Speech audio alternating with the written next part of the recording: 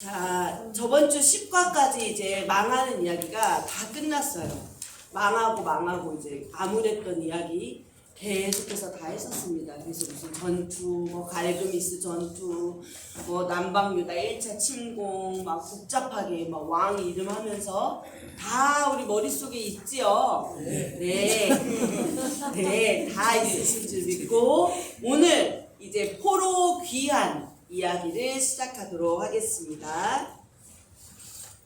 자, 먼저 저희 제목 한번 큰 소리로 읽고 시작해 볼게요. 시작. 그런데 예루살렘 성전은 재건되고 성경 공부 부흥이 일어난 것을 보라. 네, 저희들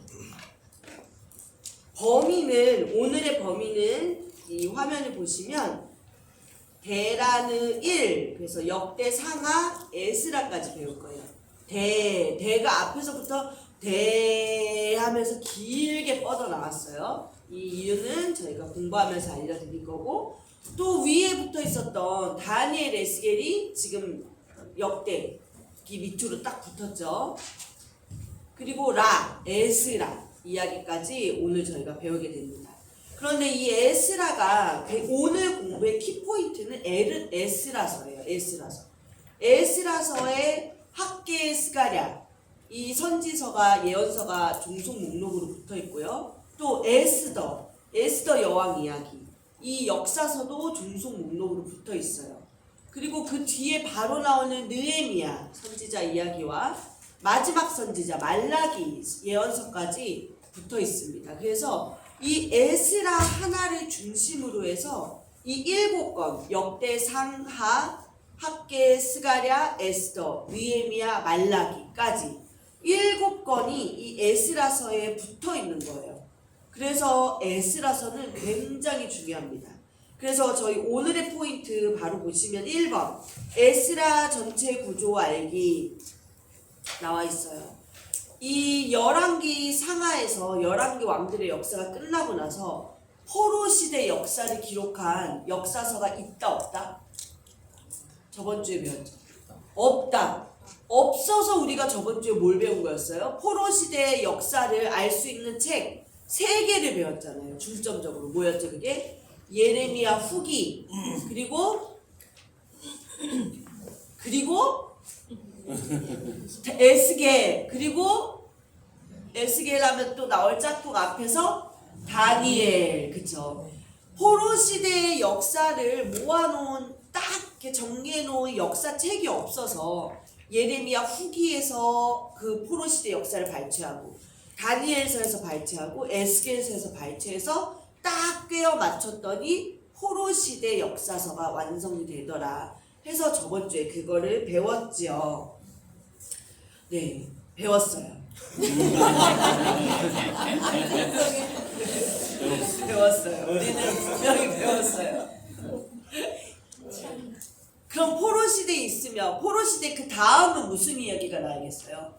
포로들이 70년 만에 본국으로 돌아온다는 그 예레미야의 예언대로 본국으로 돌아오는 포로 귀환 역사가 있어야겠죠. 그렇죠? 그러니까 포로 시대 다음에는 포로 귀환 시대가 되는 거예요.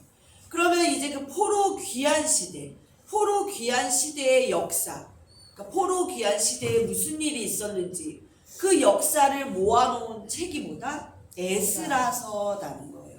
그렇기 때문에 이 에스라서는 굉장히 중요합니다. 포로 귀환 시대 역사서예요. 그래서 오늘의 키포인트.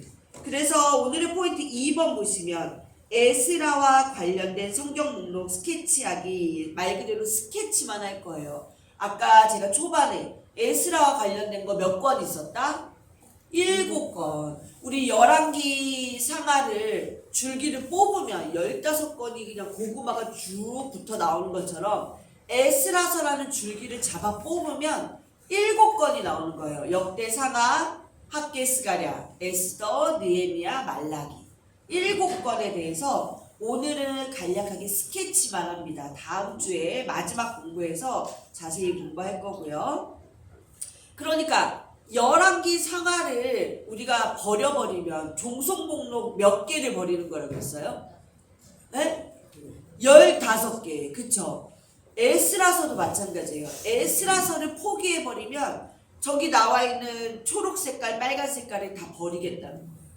그러니까 에스라서가 중요하다. 그래서 에스라 깔어라고 우리가 얘기해요. 에스라를 바탕으로 깔고 이 나머지 7권을 우리가 공부할 수 있습니다.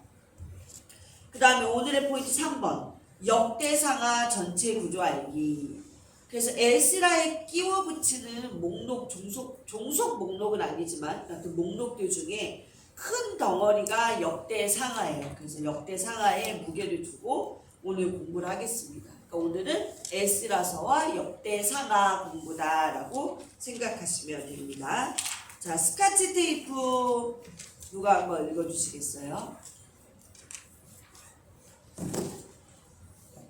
지난 시간에 열왕기하 실제 역사 끝에다 예언서 예레미야, 다니엘, 에스겔이 주는 실제 역사 정보를 붙이는 작업을 했습니다.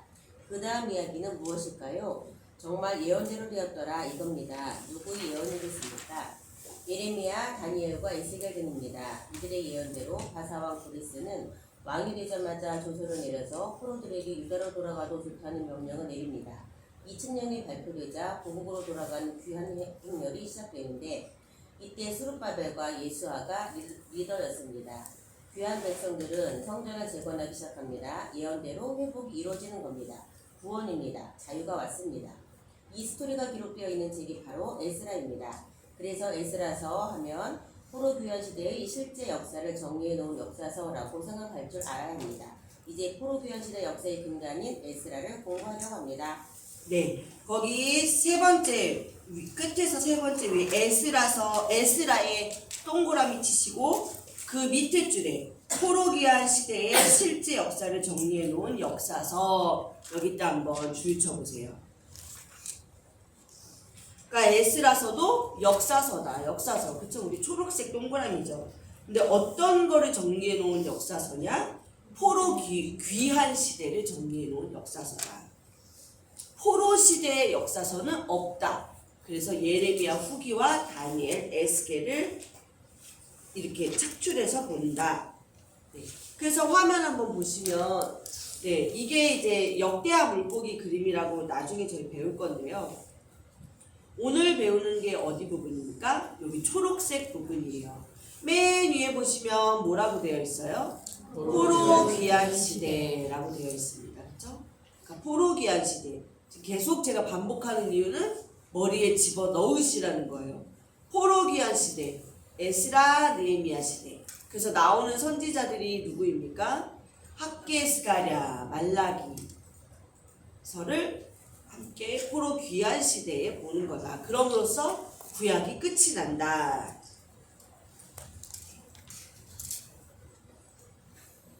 자, 그러면 저희 내용 들어가기 이제 본격적으로 하겠습니다. 큰 1번.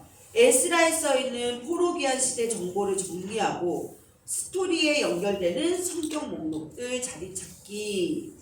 자, 그래서 보시면 이제 거기 이렇게 손가락 표시로 작은 글씨 보시면 성경 본문을 함께 찾아가면서 에스라 본문을 공부합니다.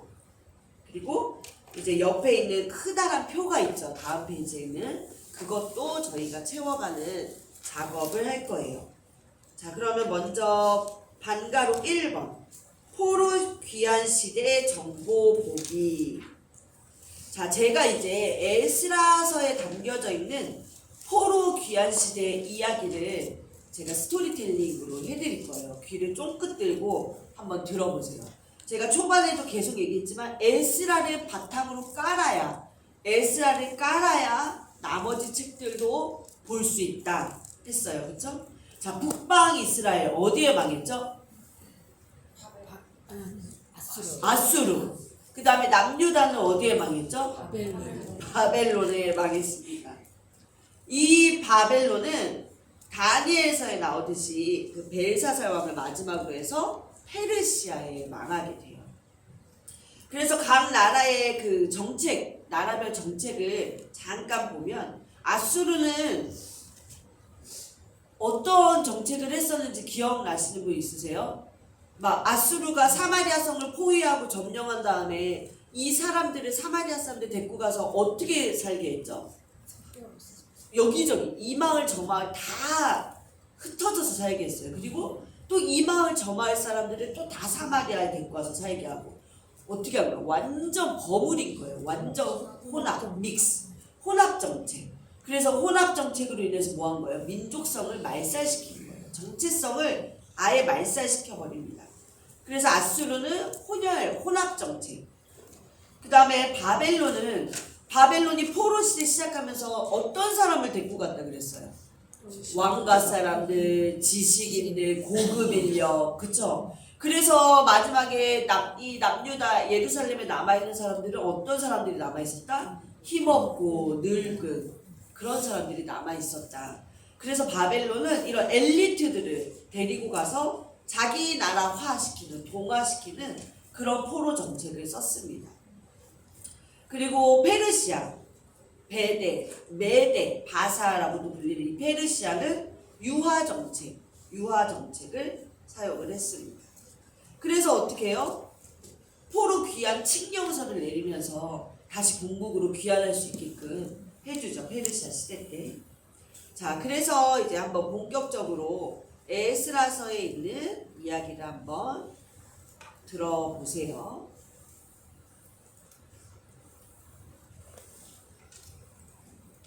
네, 에스라. 이 페르시아 지금 우리는 무대가 이제부터 2개 동시상영, 이것도 계속 기억하고 계시죠? 무대 A는 예루살렘, 무대 B는 바벨론. 자, 여기에서 잠깐만. 네. 아이고 잠시만요. 네. 이 무대 B 바벨론에 있는 수룹바벨 예수아가 이 포로 귀환 리더가 되는 거예요. 포로로 이제 본국으로 돌아오는 이스라엘 백성들의 리더가 돼가지고 이제 예루살렘으로 귀환을 합니다. 그 이야기가 에스라서에 담겨 있어요. 수룹바벨 예수아가 리더가 돼서 1차 귀환을 해요. 이 귀환하는데 페르시아 땅에서 예루살렘까지 거리가 약 1200km래요. 그래서 장작 한 4개월 정도 걸렸다라고 합니다. 이게 BC 538년 이야기고요. 이 예루살렘 본국으로 돌아온 수룹바벨과 예수아가 중심이 돼서 이 제사를 드리고 절기를 지키면서 이 예루살렘 성전 재건하는 프로젝트를 시작을 해요. 우리 성전을 다시 짓자. 그런데 성전을 짓다가 이 공사가 중단이 돼버리고 말아요. 열심히 막 짓고 있었는데 짓는 도중에 중단이 됩니다. 왜냐면 이미 이 예루살렘 이 사마리아 땅에 살고 있었던 이 사마리아 사람들이요 공사를 방해하기 시작했어요. 근데 뭐라고 방해를 하냐면 맨 처음에는 이 사람들한테 와서 야 우리도 같이 공사 지을래, 우리도 같이 하자 이렇게 제안을 했어요. 그런데 이 유다 사람들 돌아온 포로기한 백성들이 이걸 단칼에 거절해요. 왜 거절하죠? 이 사람들은 사마리아인을 어떻게 취급한다 그랬어요? 완전 인간 취급도 안 하잖아요. 혐오의 대상이에요. 왜? 너네는 섞였어. 하나님이 섞이지 말라고 했는데 너네는 섞였잖아. 그래서 너네는 이 남유다 정통성, 다윗의 정통성이 없어. 그래서 우리는 너네랑 같이 성전 짓고 싶지 않아. 이건 우리가 할 일이야. 딱 거절을 해요. 그러니까 이 사마리아 사람들이 이제 막 화가 난 거예요. 그래서 본격적으로 성전 짓는 거를 방해를 하기 시작합니다. 막 물리적인 방해도 해요. 막 땔감 나무 같은 거 할 때 방해도 하고 또 왕한테 고자질 해가지고 막 일을 못 하게끔 막 여러 가지 방법의 방해들을 합니다. 그러다가 결국 공사가 멈춰지게 돼요. 공사가 멈춰져서 16년 동안이나 완전히 스탑이 됩니다. 그러면 이때 하나님이 가만 계시지 않겠죠. 하나님이 그때 학개와 스가랴 선지자를 보내시는 거예요. 그래서 이 학개와 스가랴 선지자가 백성들을 다시 독려하게끔 만드십니다. 아니야, 할 수 있어. 우리는 하나님이 우리와 함께 하시니까 할 수 있어. 그래서 백성들이 다시 힘을 내서 공사를 다시 짓기 시작을 해요. 그래서 BC 516년에 수룹바벨 성전이 완공이 됩니다. 수룹바벨 성전. 솔로몬 성전 다음에 2번째 성전이에요. 수룹바벨 성전. 그렇게 이렇게 우여곡절 끝에 성전이 딱 완공이 돼서 이 예루살렘은 이제 야 우리 할 일 했다 이제 막 기뻐요. 그런데 그러고 나서 한 약 40년 정도 후에 이 페르시아 땅에서 큰 사건이 하나가 벌어집니다. 우리 죽으면 죽으리라 에스더 사건이 이때 발생을 하는 거예요. 성전이 아주 힘들게 완공이 다 되고 나서 페르시아 땅에서 이 하만의 모략, 계략으로 인해서 이 남아있는 페르시아 땅에는 여전히 귀환하지 못한 이스라엘 백성들이 많이 남아있잖아요. 그렇죠? 왜? 지금 1차 반포로 귀환한 거예요. 그러니까 일부 사람들만 본국으로 귀환한 거기 때문에 아직 많은 사람이 남아있었거든요. 이 히브리 사람들, 유대 사람들을 다 죽이려는 하만의 계략에 의해서 진짜 이 히브리 민족이 몰살당할 뻔했어요. 근데 에스더 여왕이 죽으면 죽으리이다. 왕에게 나아가서 이 히브리 사람들을 구하게 되는 그 이야기가 이때 생기는 겁니다. 성전이 완공되고 나서. 그리고 이렇게 에스더 사건을 한바탕 겪은 이 페르시아에 살고 있는 이스라엘 백성들은요. 이제 마음이 얼마나 불안하겠어요. 야 우리 이러다가 이번에는 에스더 여왕의 그 지혜로 말미암아 우리가 살아났지만 이러다 또 언제 죽을지 모르겠구나. 이제 마음이 막 불안해지기 시작하죠. 이런 상황 속에서 그 페르시아의 왕이 그 당시 왕이 칙령을 내려요. 야 너네들 남아있는 유다 백성들 원하는 사람들은 다 예루살렘으로 돌아가라. 귀환 칙령서를 발급을 합니다.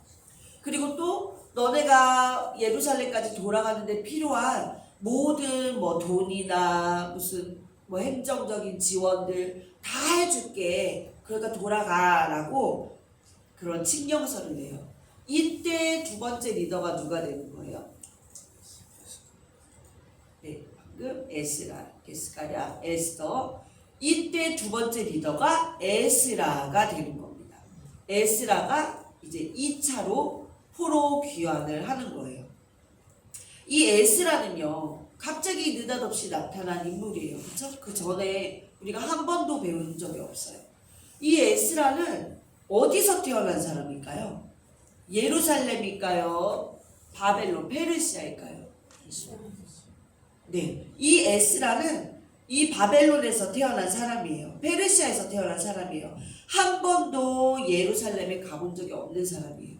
그러니까 쉽게 말하면 재미 교포 같은 거예요. 교포 2세, 3세. 그러니까 히브리 교포 2세, 3세 정도 되는 사람입니다. 이 사람은 내 부모 혹은 내 할머니, 할아버지가 유대인인 거지 자기는 이 바벨론 땅에서 태어난 사람이에요.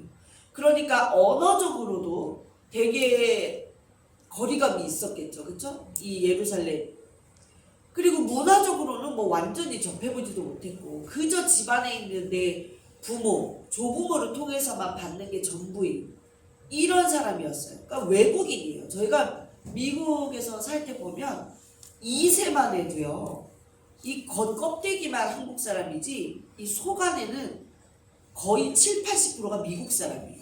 그래서 저희 한번 물어봤어요. 너네는 만약에 한국과 미국이 월드컵에서 축구를 게임을 해. 너네 누구를 응원할 거니? 물어보니까 애들이 선뜻 대답을 못해요. 2세만 돼도 그래요. 3세는요 완전 미국 사람이에요. 그 사람들은 얼굴 생김도 약간 미국같이 생겼고 그러니까 그런 사람이 누구나? 에스라라는 거예요. 근데 이 에스라가 귀환의 리더가 돼가지고 백성들을 끌고 오는 거예요. 이것만으로도 참 하나님의 은혜입니다. 이 에스라는 할 일이 없어서 포로 리더가 돼서 돌아왔을까요? 아니에요. 이 페르시아 땅에서 아주 그 명망이 높은 율법 학자였습니다. 율법 학자이자 제사장이에요. 그러니까 여기 페르시아 땅에서도 너무 잘 나가는 사람이에요. 그런데도 본국 귀환 리더가 돼서 2차로 귀환을 합니다. 이 에스라가 엄청난 권위 있는 율법 학자라고 제가 방금 말씀드렸는데 그렇게 율법 학자가 될 수 있었던 건 이 에스라는 모세오경 율법을 연구하면서 그 안에 담겨있는 하나님의 뜻을 스스로 발견을 했기 때문이에요. 이스라엘 나라, 그리고 이스라엘 백성을 향한 하나님의 뜻과 이 계획이 무엇인지를 스스로 율법을 연구하면서 이 사람은 터득을 했어요.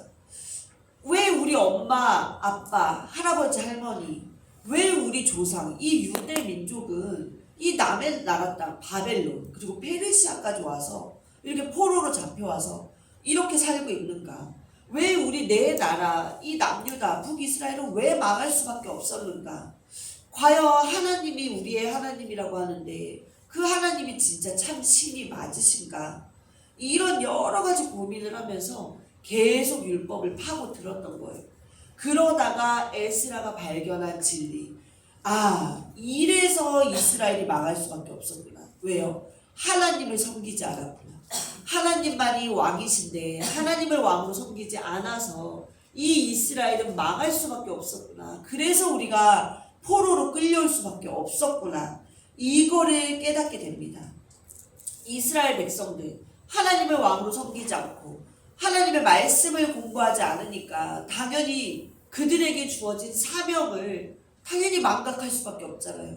사명을 감당하지 않으니까 결국 이렇게 포로가 돼서 사는 인생이 될 수밖에 없었구나. 이거를 깨달아요. 그러면 이 백성들이 왜 까먹었을까? 왜 망각했을까? 아, 말씀을 공부하지 않아서구나. 에스라는 이제 여기에 머리를 탁 한 대 맞은 듯한 깨달음을 얻습니다.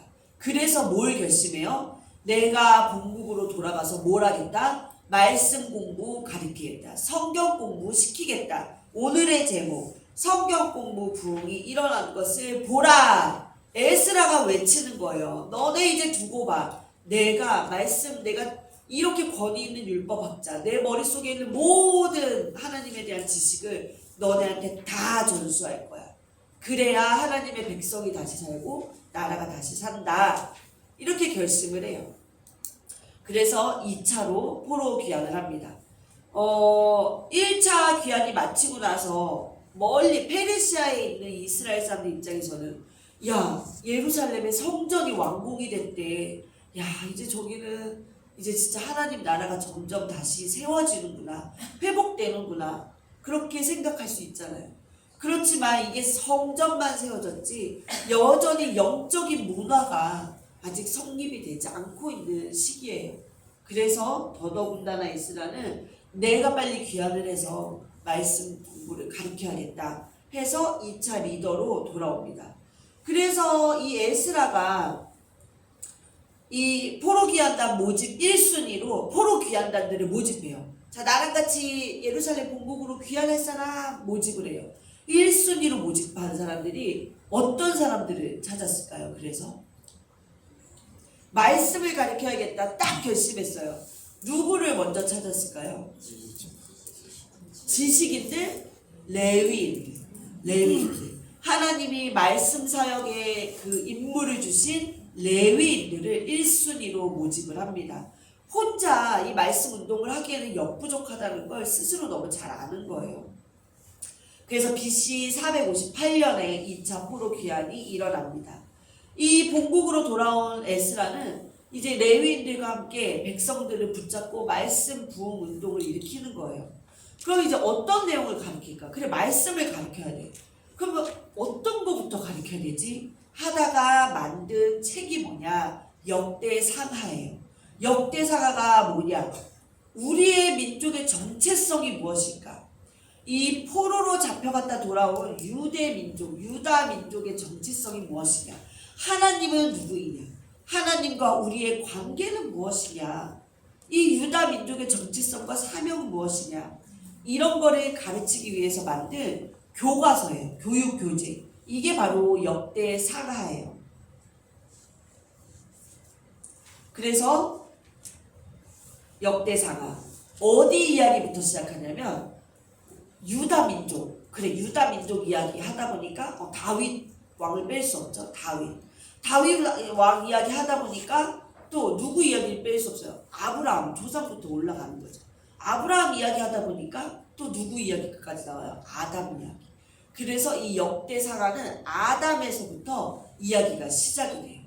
그래서 우리 아까 이 표 보실 때 대는 어떻게 나왔어요? 그냥 대 이렇게 안 나오고 대 이렇게 나오잖아요. 앞에서부터 어디서부터? 시작부터 끌고 오는 이유가 그거예요. 역대상은 누구 이야기부터 나온다? 아담. 우리 아담 맞추셔서 그때 조수지 집사님 선물 받으시는데 우리 세 가족 환영인데요. 성경에서 가장 작고 귀여운 사람이 누구게요? 아담. 네. 네. 자 그렇게 해가지고 네, 이 역대 상하를 만들었습니다. 에스라가 만든 교과서 역대 상하. 그래서 대가 이렇게 끌려옵니다. 자 그리고 다니엘과 에스겔이 이 대 밑에 들어와 있는 이유는 조금 이따가 할게요. 자 그리고 에스라서 학개스가 아니라 에스더 대 역대 상하 뒤로 붙고요. 자 그 다음에 이제 느헤미야도 아직 페르시아 땅에 있어요. 그래서 세 번째로 귀환을 합니다. 3차 귀환. 느헤미야가 리더가 돼서 3차로 귀환을 해요. 이 느헤미야 하면 딱 뭐죠? 뭘 했죠, 이 사람은? 성벽을 재건을 했어요. 이 사람은 완전 국방을 강화해야겠다. 국방을 강화시켜야겠다. 그러면 어떻게 해야 되냐? 성벽이 있어야 된다 해가지고 성벽 재건에 아주 삘이 꽂혀가지고요. 돌아오자마자 이 성벽 재건 프로젝트를 진행을 합니다. 그리고 이 시대에 예루살렘에 이미 와 있었던 에스라와 함께 이제 부흥운동 그리고 사회개혁운동을 함께해요. 그리고 이제 이때쯤에 말라기 마지막 구약의 마지막 선지자 말라기 선지자도 같이 활동을 하면서 이 예루살렘에서 말씀 사역을 계속해서 합니다. 그러면서 구약이 끝이 나는 거예요. 이게 에스라서에 들어가 있는 포로 귀환 시대의 역사 이야기입니다. 자, 그러면 우리 워크북 151페이지 방가로 2번 에스라 스토리에 연결되는 성경 목록들 자리 찾기. 자, 흰색 박스를 채워봅시다가 있어요. 제가 지금 여태까지 스토리텔링을 했던 게 총 11개 항목으로 이렇게 나눠져 있는 거예요. 그래서 중요 역사는 그 스토리텔링의 요점 정리 내용이고요. 그 표 위에 보시면 사건 발생 장소, 무대 A, 무대 B 보이시죠? 그렇죠? 이거는 A에서 일어난 일이냐, B에서 일어나는 일이냐. 그래서 거기 밑에는 B, A 그걸 적으시면 돼요. 같이 할 거예요.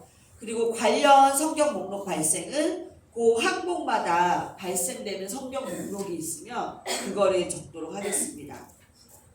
자, 그러면 이제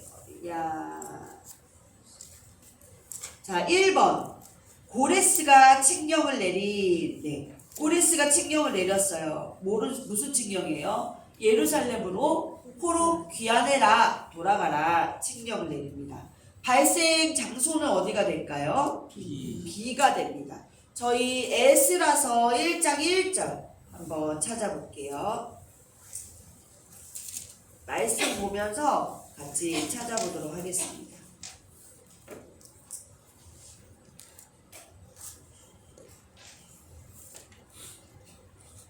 (1장 1절) 소제목 보시면 여호와께서 고레스의 마음을 감동시키다. 그래서 어떻게 되나요? 1장 1절 바사와 고레스 원년에 여호와께서 예레미야의 입을 통하여 하신 말씀을 이루게 하시려고. 예레미야의 입을 통하여 하신 말씀 뭐예요? 70년 만에 귀환할 거다. 바사왕 고레스의 마음을 감동시키시네. 그가 온 나라에 공포도 하고 조서도 내려 이르네. 뭐 하는 거예요? 2절 3절 내용 보시면 예루살렘의 성전을 건축하라. 돌아가서 성전 건축해라. 그래서 사건 발생 장소 B가 됩니다.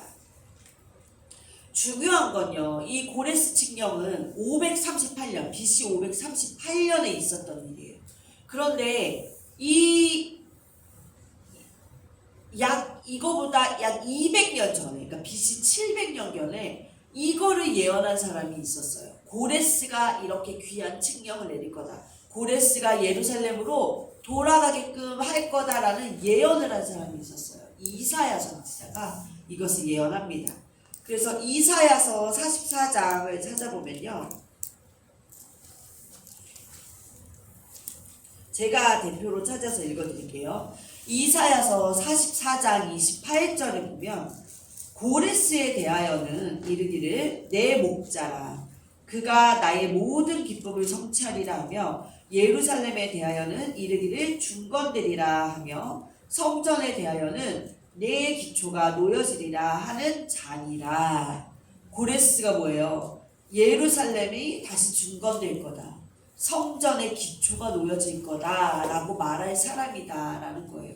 이사야가 200년 전에 이것을 예언을 했어요. 그리고 약 200년 후에 에스라서 1장 1절에 이 고레스 칙령이 나오게 됩니다.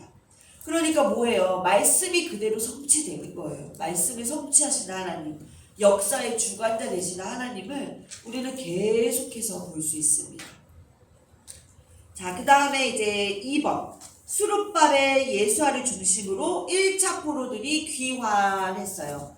그러니까 여기는 뭐라고 쓰시면 돼요? 무대 B에서 화살표하고 A라고 적으시면 됩니다. 그래서 에스라서 2장 1절과 2절 말씀 보시면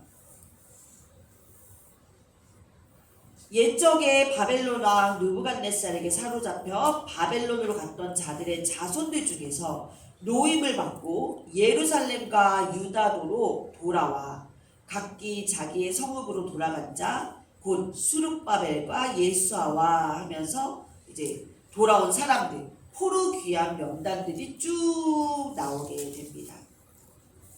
그래서 보시면 3절부터 보면 바로스 자손이 2172명이요. 4절 스바디아의 자손이 372명이요. 이렇게 해서 쭉쭉쭉쭉 나와요. 어디까지 나오냐면요. 저기 2장 66절을 가면 말이 736이요. 홀스 말 숫자도 셌어요. 나귀가 6720이었더라. 노새 숫자도 재고요. 낙타. 그래가지고 70절까지가 이 돌아온 사람들 명단 이야기가 쭉 나오는 거예요. 2장에. 근데 잘 보세요. 이 당시에 지금 몇 차 귀환? 1차 귀환하잖아요. 에스라가 이 책을 썼잖아요. 지금 우리 에스라서에서 보잖아요. 그러면 에스라는 이때 예루살렘이 있었어요? 없었어요? 없었어요. 어디 있었죠? 페르시아 땅에 있잖아요. 2차로 왔으니까. 근데 이 당시에 예루살렘에 있지도 않은 에스라가 이걸 어떻게 알고 사람이 뭐 뭉뚱그려 약 2,000명이었더라. 뭐 여기 자손은 약 500명이었더라. 이것도 아니고요. 1단위까지 정확해요. 775명. 그 다음에 동물 숫자까지도 1단위까지 다 세서 기록을 했어요. 이걸 어떻게 기록했을까요? 어떻게 했을까요? 누가 적어놓은 사람이 있어서 그거 받아서 기록했을까요? 아니에요. 에스라가 2차 귀환으로 돌아온 이후에 이 권위 있는 율법학자 페르시아가 그 당시 세계 제패국이잖아요. 그곳에서 엄청 권위 있는 이 율법학자가요. 일일이 가가오 방문을 다 하는 거예요. 이 이스라엘 남유다 백성들, 돌아온 포로 귀한 백성들 집을 다 방문해서 너 이름이 뭐야? 너 조상이 누구야? 너 누구 자손이구나? 그러면 하나 체크. 여기 둘 체크. 너 데려올 때 말 몇 개 갖고 왔어? 몇 마리? 낙이 몇 마리였어? 이거를 손으로 다 체크를 하는 거예요. 다. 그래서 1단위까지 정확하게 다 계산을 합니다. 그래서 보시면 59절을 볼까요? 59절. 델멜라와 데라르사와 구룹과 아땅과 인멜에서 올라온 자가 있으나 그들의 조상의 가문과 선조가 이스라엘에 속하는지 밝힐 수 없었더라. 가가오 방문하다 보니까 이 조상을 알 수 없는 그런 사람들도 돌아와 있는 거예요. 없는 사람은 없었다라고 이렇게 또 정직하게 적었어요. 그래서 64절 보시면 온 회중의 합계가 42,360명이요 라고 되어 있습니다. 그러니까 2장에 나와 있는 그 숫자를 다 계산기 두드려 보시면 42,360명이 나온대요. 이거 지금도요, 우리가 계산기 없으면 이거 덧셈 하는 거 실수 없이 하실 수 있는 분. 저는 100% 틀릴 것 같아요. 그쵸? 이 100단이 넘어가면 기억이 아른아른해지잖아요, 우리. 이거를요, 이 당시에, 계산기도 없는 이 당시에, 이거를 가가오 방문해서 동물이 몇 마리가 왔네. 동물까지 왜 세야 돼요? 동물까지. 다 세서 덧셈을 다 한 거예요. 덧셈을. 해서 42,360명이라는 기록을 남깁니다. 왜요? 에스라는 이거를 왜 할까요? 너무 소중한 기록인 거예요. 왜? 하나님의 말씀대로 하나님의 말씀이 성취된 역사의 증거잖아요. 그래서 에스라는 이 하나하나를 직접 다 이렇게 기록을 합니다. 솔직히 에스라서 읽으실 때 이거 꼼꼼하게 다 읽어보시면 아마 단 한 분도 없을 거예요. 저도 딱 이거 나오면 또 뭐예요? 족보 나온 것처럼 아싸 그냥 패스. 그쵸? 이게 뭐 중요한 얘기겠어요. 뭐 누구 자손이 몇백 명이 왔네. 이런 거 잘 안 읽잖아요. 우리 마음 써서. 근데 이제부터는 우리가 에스라의 이 심정으로 하나하나 다 기록했던 그 에스라의 마음으로 우리가 이 성경을 읽었으면 좋겠습니다. 자, 3번. 귀한 이후에 그들이 한 일, 제사, 절기, 레위기 내용을 다시 지킴으로 유대인의 정체성을 확인함. 이 레위기에 나와 있었죠. 제사를 어떻게 지켜라, 절기를 어떻게 지켜라. 그 레위기 말씀대로 다시 제사와 절기를 지키는 거예요. 그래서 유대인의 정체성을 확인합니다. 이거는 무대 어디겠어요, 그러면? A. 그쵸? 자, 4번. 성전 제거 프로젝트를 시작한. 자, 성전 제거 프로젝트를 시작을 했어요. 이거는 무대 어디예요, 그러면? A. 자, 5번. 그런데 잘하고 있다가 중단이 됐다 그랬어요. 왜 중단이 됐다 그랬죠? 사마리아 사람들이 방해를 했어요. 같이 하자고 했는데 안 돼. 너네는 섞여 있잖아. 너네는 안 돼. 정통성이 아니야. 그래서 거절했더만 방해를 했죠. 그 얘도 발생 장소가 A. 자, 6번. 그때 중단이 됐는데 몇 년 정도 중단이 됐다? 16년. 우리 하나님이 누구를 보내셔요? 선지자 2명. 학개와 스가랴 선지자를 보내셔서 이 성전을 공사를 다시 할 수 있게끔 백성들을 독려하죠. 이게 발생 장소 A가 됩니다. 이렇게 해서 드디어 7번. 이때 관련 성경 목록은 뭐가 되겠어요? 당연히 학개와 스가랴가 되겠죠. 그 다음에 7번. 이제 성전을 완공했어요. 드디어. 어디에서요? 무대 A, 무대 B? 무대 A. 야, 여기서 이제 관련된 성경 목록. 성전을 완공하고 나서 40년 정도 후에 무슨 사건이 터졌다? 에스더 사건. 그래서 관련 성경 목록은 에스더 적으시면 돼요.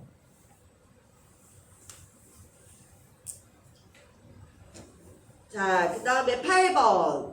한편 아닥사스다 왕이 에스라에게 예루살렘 귀환 칭령 인증서를 주고 제정을 하사하며 제2의 포로기환의 기회를 주었다. 자, 이거는 무대가 어디예요? 무대 B가 됩니다. 자, 9번. 그래서 에스라가 포로기환단을 바벨론 땅에서 모집했어요. 발생 장소 B. 자, 10번. 제2차 포로기환 백성들이 예루살렘으로 돌아옵니다. 그러면은 발생 장소는 무대 B, 화살표 A라고 하시면 되죠. 자, 에스라는 이제 무엇을 결심했어요? 포로귀환 백성들을 대상으로 성경, 모세오경을 가르치고 성전 예배 문화를 새롭게 확립하고 삶의 개혁을 주도해야겠다 결심을 하고 옵니다. 그럼 이거는 무대가 어디가 돼요? 자, 여기 화면 한번 보세요. 무대 A가 되죠. 자, 무대 A에 돌아와서 그래서 이 포로기환 백성들 가르치는 교과서로 만든 책이 역대상하.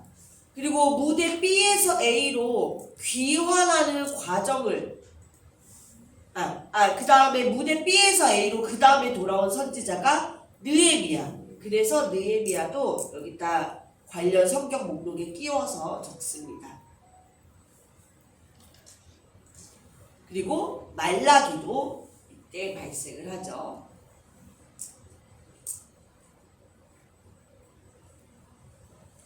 자, 무대 B에서 A로 돌아오는 거는 느헤미야 이야기. 자, 이렇게 해서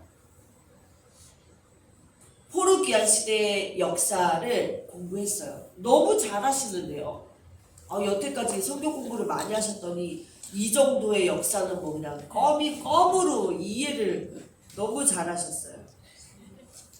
자, 아이고 손으로.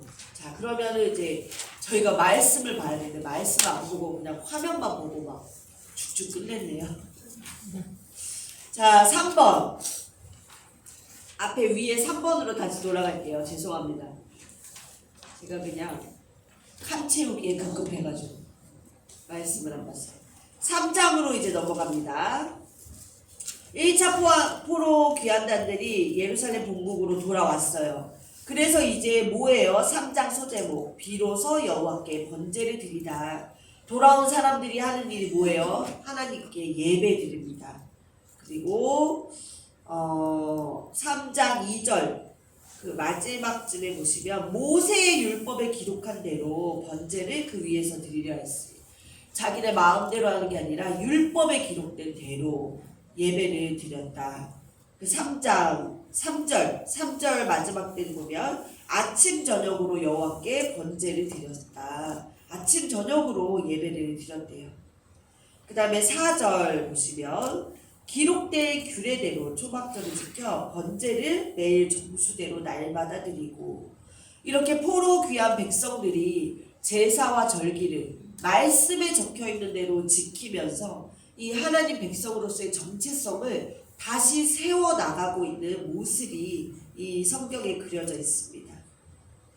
그래서 8절 말씀 보시면 위에 소제목 성전 건축을 시작하다. 이제 성전 제거 프로젝트가 시작이 되는 거예요.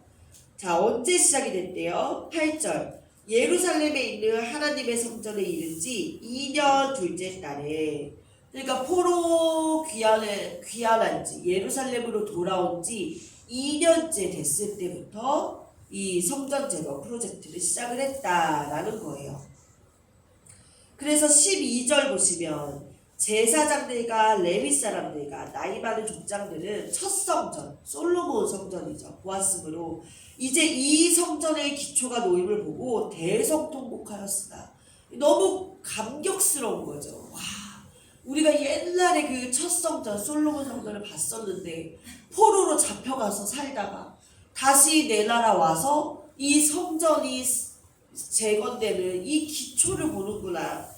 이 감격에 통곡을 합니다. 그리고 또 여러 사람은 기쁨으로 크게 함성을 지르니 이 성전 기초가 놓이는 아주 감격의 순간이에요. 그런데 이 순간 4장 소제목 성전 건축을 방해하는 사람들 꼭 이렇게 기분 좋은 날 초치는 사람들이 있어요. 이 사마리아 사람들 야 얘네들이 돌아와가지고 성전 짓는데 말을 듣고 2절 중반에 보시면 2절 수룹바벨과 족장들에게 나와 이르되 이 사마리아 사람들이요 우리도 너희와 함께 건축하게 하라. 우리도 너희같이 너희 하나님을 찾노라 하면서 같이 건축하게 해줘 라고 합니다. 근데 3절 보세요. 수룹바벨과 예수아와 기타 이스라엘 족장들이 이르되 우리 하나님의 성전을 건축하는데 너희는 우리와 상관이 없느니라. 딱 거절을 해요. 그래서 4절 보시면 4절 마지막에 4절 이로부터 그 땅 백성이 그러니까 이 사마리아 사람들이 유다 백성의 손을 약하게 하여 그 건축을 방해하되 이 화가 난 사마리아 사람들 공사를 방해합니다. 어떻게 방해해요? 5절 바사왕 고레스 시대부터 바사왕 다리오 왕이 즉위할 때까지 관리들에게 뇌물을 주어서 그 계획을 막았으며 엄청난 긴 시간 동안 16년에 가까운 시간 동안 관리들에게 뇌물을 줘가지고요 일을 못하게끔 방해를 합니다. 그리고 또 6절 아하수에로가 즉위할 때에 그들이 글을 올려 유다와 예루살렘 주민을 고발하니라. 이 왕에게 고발문까지 보내는 거예요. 그래서 8절도 보시면 이 아닥사스다 왕에게 올려 예루살렘 백성을 고발한 그 글에 이 아닥사스다 왕에게도 고발을 합니다. 사마리아인들이 아주 집요하고 끈질기게 방해를 해요. 그래서 9절 보시면 방백 르훔과 서기관 심세와 쭉쭉 누구 사람 이름이 나오잖아요. 이 방해한 사람들 이름이에요. 이 사마리아 사람들 방해한 사람들 명단이 9절에 나옵니다. 그래서 24절 보시면 이에 예루살렘에서 하나님의 성전 공사가 바사왕 다리오 제2년까지 중단되니라. 그 성경책 옆에 약 16년 이렇게 적어보세요. 약 16년 동안이나 중단이 되고 맙니다.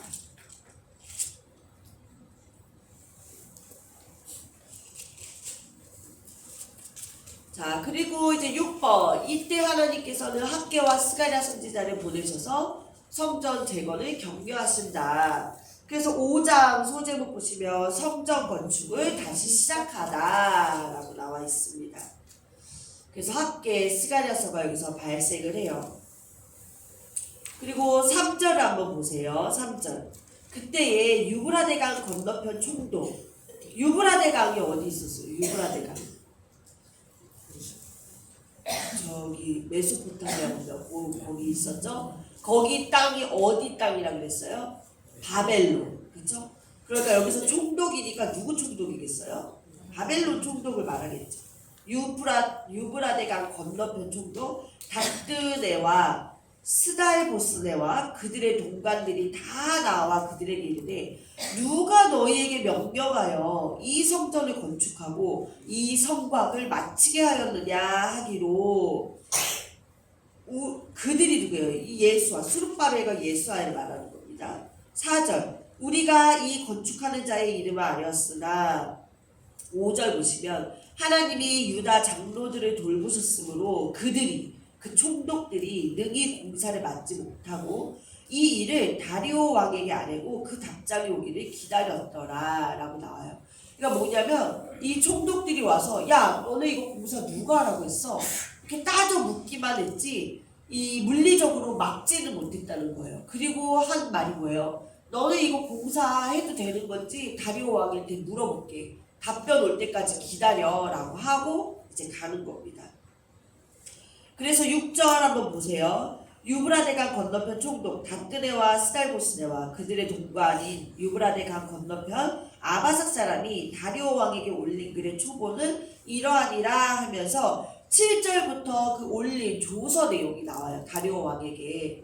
그래서 9절 보시면 우리가 그 총독들이 그 장로들에게 유다 장로들에게 물어보기를 누가 너희에게 명령하여 이 성전을 건축하고 이 성곽을 마치라고 하였느냐 하고 우리가 물어봤어요 하면서 이제 그 밑에 또 무슨 얘기가 나오냐면 이제 여태까지 바벨론에 잡혀갔다가 남유다가 멸망하고 바벨론에 잡혀간 이야기가 이 9절 밑으로 해서 쭉 나옵니다. 네. 쭉 눈으로 이렇게 대충 한번 읽어보세요. 살살. 그래서 11절 12절 백성을 사로잡아 바벨론으로 옮겼더니 13절 바벨론 왕 고레스 원년에 고레스 왕이 조서를 내려 하나님의 이 성전을 다시 건축하게 하고 이렇게 말했다 이거예요. 우리가 그 사람들한테 누가 하라 그랬어? 그랬더니 그 사람들이 대답하기로 남유다가 멸망해서 바벨론에 잡혀갔는데 거기 고레스 왕 원년에 다시 돌아가서 성전을 지으라고 했어. 그런 조서를 받았어 라고 이 유다 장로들이 답변을 했다. 그러면서 17절에 뭐라고 하냐면 이제 왕께서 좋게 여기시거든 바벨론에서 왕의 보물 정각에서 조사하사 과연 고레스 왕이 조서를 내려 하나님이 이 성전을 예루살렘에 다시 건축하라 하셨는지 보시고 이 무슨 말이에요? 이 사람들이 고레스 왕이 조서를 내렸대요. 그러니까 왕이시여 한번 그 조서가 진짜 있는지 이 말이 참인지 거짓인지 한번 살펴봐 주세요라고 조서를 올린 거예요. 그랬더니 어떻게 돼요? 진짜 찾아봐요. 6절 보시면 6장에 보시면 1절 이에 다리오 왕이 조서를 내려 문서 창고 곧 바벨론에 보물을 쌓아둔 보물 정각에서 조사하게 하여 진짜 그 조서가 있는지 없는지 찾아보는 거예요. 2절 메데도 악메다 공성에서 한 두루마리를 찾았으니 거기에 기록되었을 때 3절 고레스왕 원년에 조서를 내려 이르기를 예루살렘에 있는 하나님의 성전에 대하여 이르노니 이 성전 곧 제사 드리는 처소를 건축하되 이렇게 적혀있는 한 두루마리를 찾았다라는 거예요. 그렇게 해서 어떻게 해요? 7절 보세요. 그래서 다리오 왕이 이제 선포합니다. 하나님의 성전 공사를 막지 말고 유다 총독과 장로들이 하나님의 이 성전을 제자리에 건축하게 하라. 공식적으로 성전 공사를 허락하는 다리오 왕입니다. 자, 이렇게 해서 7번 어떻게 되는 거예요? 성전을 완공했다. 자, 성전 공사가 마무리됐어요. 이제 14절 보시면 6장 14절 유다 사람의 장로들이 선지자 학개와 이도의 손자 스가랴의 권면을 따랐으므로 성전 건축하는 일이 형통한지라. 이스라엘 하나님의 명령과 바사왕 고레스와 다리오와 아닥사스다의 조서를 따라 성전을 건축하며 일을 끝내되 다리오와 제6년 아달월 3일에 성전 일을 끝내니라. 성전이 완공이 되었다라는 겁니다. 그런데 이 이후에 40년 후에 뭐가 발생했다? 에스더 사건이 무대비 페르시아 땅에서 발생했다. 자, 그래서 이제 8번이 뭐예요? 에스라에게 포로 귀환 칙령을 내리는 거. 그쵸? 7장으로 한번 가보세요. 에스라 7장. 소제목이 뭐예요? 에스라가 예루살렘에 이르다입니다. 예루살렘으로 에스라가 귀환했다라는 거예요. 그래서 7장 1절에서 5절까지는 에스라가 누구인지 이제 소개를 해요. 누구 자손이고 누구의 10대손, 누구의 몇 대손, 누구의 몇 대손 하면서 조상들을 쭉 거슬러 올라가다 보니까 5장 말미에 누가 나오니까 대제사장 아론의 16대 손이라. 그러니까 이 에스라도 레위 사람이다라는 거죠. 6절 보시면 이 에스라가 바벨론에서 올라왔으니 태어났다는 거예요. 그는 이스라엘의 하나님 여호와께서 주신 모세의 율법에 익숙한 학자다.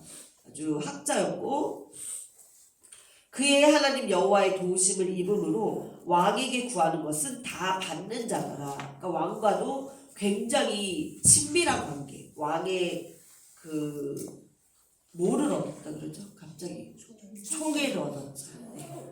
자, 그래서 7장 9절에 보시면 첫째 날 초하루에 바벨론에서 길을 떠났고 이제 포로 귀환이 시작됐어요.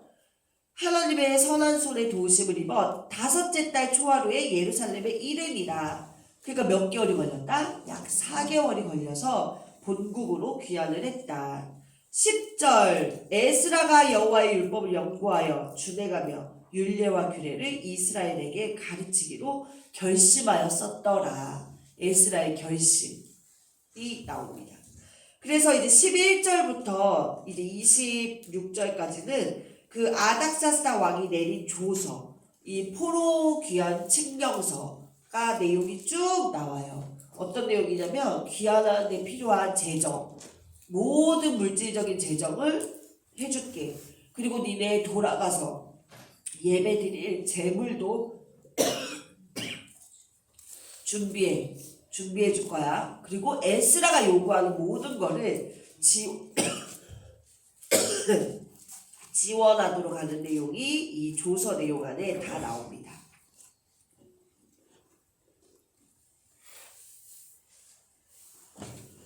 자, 그래서 9번 에스라가 포로 귀환단을 바벨론 땅에서 모집했어요. 8장 내용 보시면 소제목 에스라와 함께 돌아온 백성들 나와 있습니다. 그래서 8장 1절부터 14절까지 그 포로 귀환하겠다고 모집된 명단이 쭉 나와요. 누구 자손은 누구가 가겠다고 이게 쭉쭉 나와요. 그런데 15절을 보세요. 15절 마지막에 뭐예요? 레위 자손이 한 사람도 없는지라.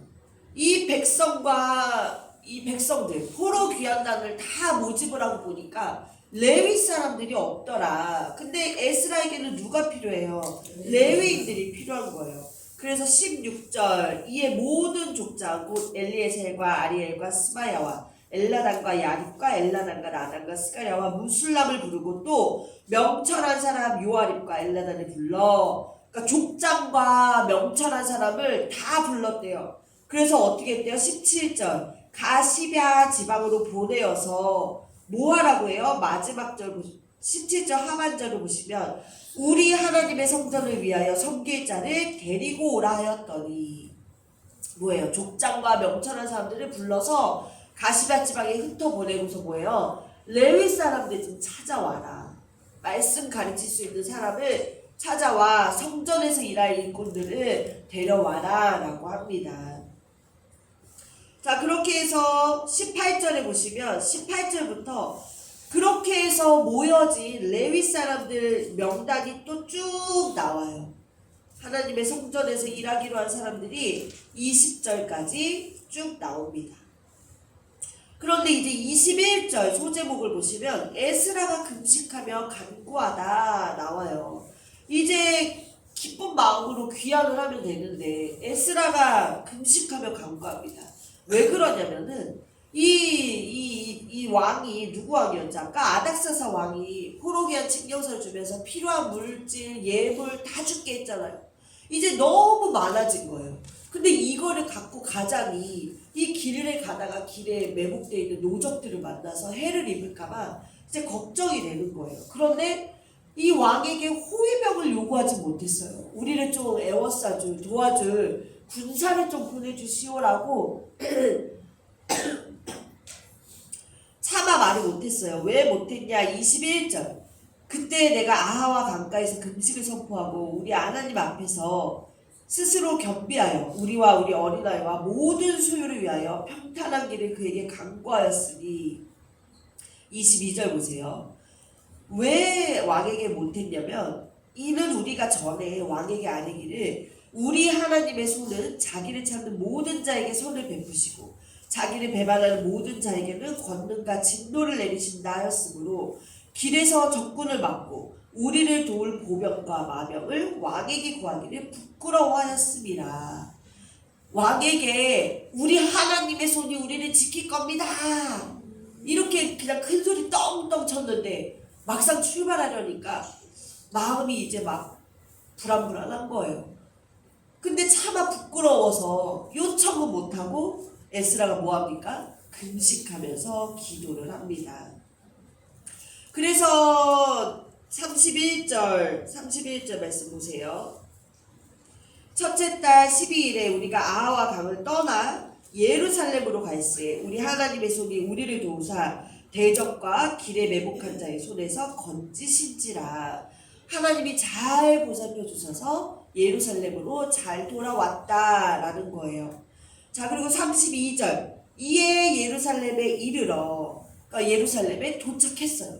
그러니까 31절에서는 페르시아 출발, 32절 예루살렘에 도착. 그러니까 이 한 절로 출발과 도착이 바로 연이어 나와서 우리가 읽을 때는 그래 뭐 페르시아 출발, 예루살렘 도착 너무 간단하게 읽을 수 있지만 요 여정 가운데 에스라가 금식하며 기도하면서 이 마음을 졸이면서 왔던 그 심정도 우리가 한번 상상을 하면서 읽으면 에스라서를 훨씬 풍성하게 읽을 수 있을 것 같습니다. 그래서 돌아온 후에 에스라는 어떤 사람이냐? 24절부터 8장 24절 성전에 바친 예물 보시면 무슨 내용이냐면 이 제사장들 앞에 세워두고 성전에 바친 예물들을요 하나하나 무게를 다 달아요. 그래서 뭐 금이 은이 650달란트요, 은그릇이 100달란트, 금이 100달란트, 금잔이 20개고. 그러니까 성전에 드릴 예물과 그릇, 쓰일 그릇들의 이 무게와 개수를 하나하나 꼼꼼히 또 다 세서 기록을 합니다. 그러니까 이렇게 한 이유가 뭐예요? 에스라에게는 이 모든 역사가 굉장히 소중하다. 하나님의 역사가 성취되는 이 증거물이다. 그리고 이거는 허구맹랑한 이 허구의 이야기가 아니라 진짜 역사적 사실이라는 것을 증명하고 있습니다. 그래서 35절 보시면 사로잡혔던 자의 자손 곧 이방에서 돌아온 자들이 이스라엘의 하나님께 번제를 드렸는데 돌아와서 무엇을 합니까? 많은 제물을 드리면서 하나님께 제사를 드립니다. 그래서 11번 마지막으로 보시면 이제 에스라가 말씀 공부시키고 성전 문화 새롭게 확립하는 내용들이 나와요. 이 내용은 12과에서 저희가 다룰 거예요. 왜냐면 에스라 9장 10장 내용인데요. 이 부분은 저희가 12과에서 자세히 다룰 거라서 그냥 간단히 소제목만 보고 넘어가겠습니다. 9장 보시면 에스라의 회개 기도가 나와요. 이 예루살렘 본국에 돌아와서 기쁜 마음으로 하나님 앞에 예배를 드렸는데 바로 나오는 내용이 에스라의 회개 기도예요. 왜 회개 기도를 하느냐? 9장 1절 이스라엘 백성과 제사장들과 레위 사람들이 이 땅 백성들에게서 떠나지 아니하고 그 다음에 그 1절 하반절에 보세요. 가증한 일을 행하여. 그러니까 이스라엘 백성, 제사장, 레위 사람 누구 하나 할 것 없이 가증한 일을 했대요. 뭘 했대요? 2절 그들의 딸을 맞이하여 아내와 며느리로 삼아 거룩한 자손이 그 지방 사람들과 서로 섞이게 하는데 반백들과 고관들이 이 죄에 더욱 으뜸이 되었다 하는지라. 3절 내가 이 일을 듣고 속옷과 겉옷을 찢고 머리털과 수염을 뜯으며 기가 막혀 앉으니. 에스라가 돌아와서 보니까 너나 할 것 없이 뭐 한 거예요? 또 하나님의 말씀을 어기고 이렇게 가증한 일을 했어요. 그래서 에스라가 회개 기도합니다. 그리고 10장 소제목 한번 다 같이 읽어볼게요. 이방아와 그 소속을 내쫓기로 하자. 네. 그래서 에스라는 결단합니다. 결혼을 했어요. 그렇잖아요. 근데 그래도 너네가 이방 아내와 결혼했으면 그 아내 그리고 그 아내와 낳은 모든 소생들을 다 내쫓자라고 선포를 합니다. 그 내용이 10장에 나오게 됩니다. 이렇게 해서 에스라는 포로로 돌아온 백성들과 함께 이 예배 문화를 새롭게 하면서 이 사회 개혁 운동까지 펼치는 거예요. 자, 그렇게 해서 이때 그리고 함께 3차로 귀환한 느헤미야가 같이 사회 개혁 운동을 벌이고요. 또 말라기도 함께 사역을 하게 됩니다. 이렇게 해서 이제 에스라 이야기가 다 끝이 나게 돼요. 이제 에스라서 머릿속에 다 들어오셨죠. 그렇죠? 어렵지 않죠? 자, 저희 그러면 지금 11시 7분인데 15분까지 쉬는 시간 하고 다시 공부하겠습니다.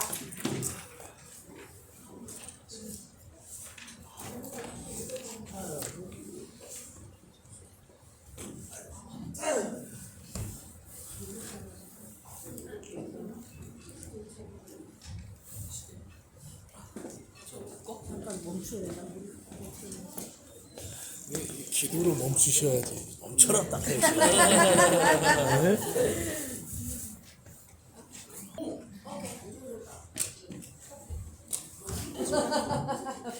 아내보다 더 해요. 많이 안 들어오셨네요. 15분 이렇게 금방 될 줄 몰랐어요. 그러게요. 아니 이 시간이 엄청 빨리 가는데 좀 시계가 빨리 돌아가요. 저 시계 잘못된 거 아니에요?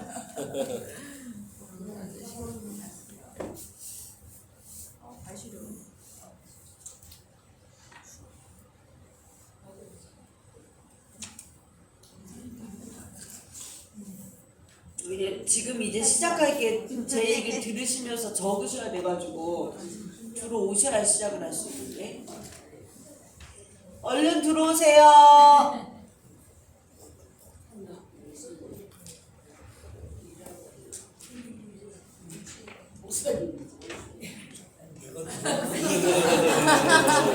목사님만 들어오시면 되는 거예요? 아니면 저기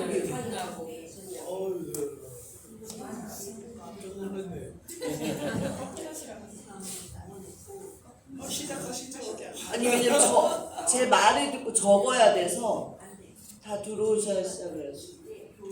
설명이에요.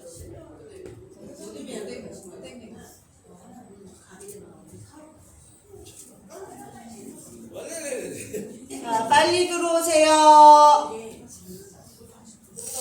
눌렀어. 네? 눌렀는데 누른 거 아니에요? 네, 눌렀어요. 이게 나중에 이게 다 편집하실 거니까 괜찮으실 거예요. 아, 이런 거 들어가세요. 편집하시겠잖아요. 빨리 들어오세요. 이런 이름까지 부르는 목소리 들리고 아니 아까 누르라고 하셨어.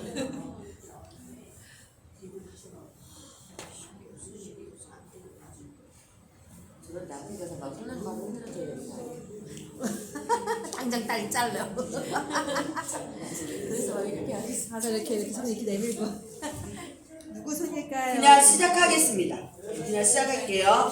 자, 152페이지 보시면 이제 에스라와 관련된 성경 목록들 정리하기. 우리 에스라서 이 에스라서 몇 권이 연결돼 있다 그랬죠? 처음에 7권이 연결돼 있다 그랬습니다. 그래서 이제 첫 번째 보시면 에스라는 제 얘기를 들으시면서 필요하다 싶으신 내용은 적으셔야 돼요. 네. 자, 에스라는 포로 귀환 역사서라고 했습니다.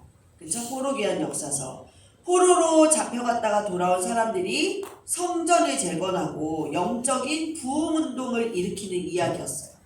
그래서 포로 귀환의 역사를 기록하고 있는 역사서. 에스라가 저자입니다. 그 다음에 방가루 2번 학계 스가랴. 이것은 포로 귀한 백성들이 성전을 재건하다가 멈춰졌을 때 이 백성들을 독려해서 성전을 재건할 수 있도록 그 힘을 돋궈준 선지자들이죠. 성전을 재건할 수 있도록 했던 선지자들. 그래서 이 선지자들이 이스라엘 백성들을 격려한 활동과 예언들이 기록되어 있는 예언서가 학계와 스가랴서입니다. 그 다음에 방가로 3번 에스더. 성전 재건 완성 후 약 40년 후에 그 페르시아 땅에 남아있던 유대인들에게 닥친 위기였죠. 귀환하지 않고 그 페르시아에 남아있는 사람들을 몰살하려는 그 하만의 음모 때문에 에스더가 죽으면 죽으리라 왕 앞에 나아가서 유대인들을 구하는 내용이 기록되어 있는 역사서입니다. 이 에스더서는 페르시아에 남아있는 유대인의 역사를 기록하고 있는 역사서예요. 그러니까 유일한 거예요. 이 에스더서도 페르시아 땅에 남아있는 이 유다 민족들의 역사는 에스더서밖에 없습니다. 그 다음에 방가로 4번 역대사가. 이것은 아까 뭐라 그랬어요? 에스라가 이 백성들에게 말씀을 가르쳐야 되는데 어떻게 가르치지? 뭘 가르쳐야 되지? 어디서부터 가르쳐야 되지? 고민 끝에 이 정통 뿌리, 이스라엘의 정통 뿌리에 대해서 가르쳐야겠다. 그렇게 해서 어디 거슬러 올라가다 보니까 누구부터 시작해요? 아담부터 시작해서 바사왕 고레스 칙령까지 내용이 담겨져 있습니다.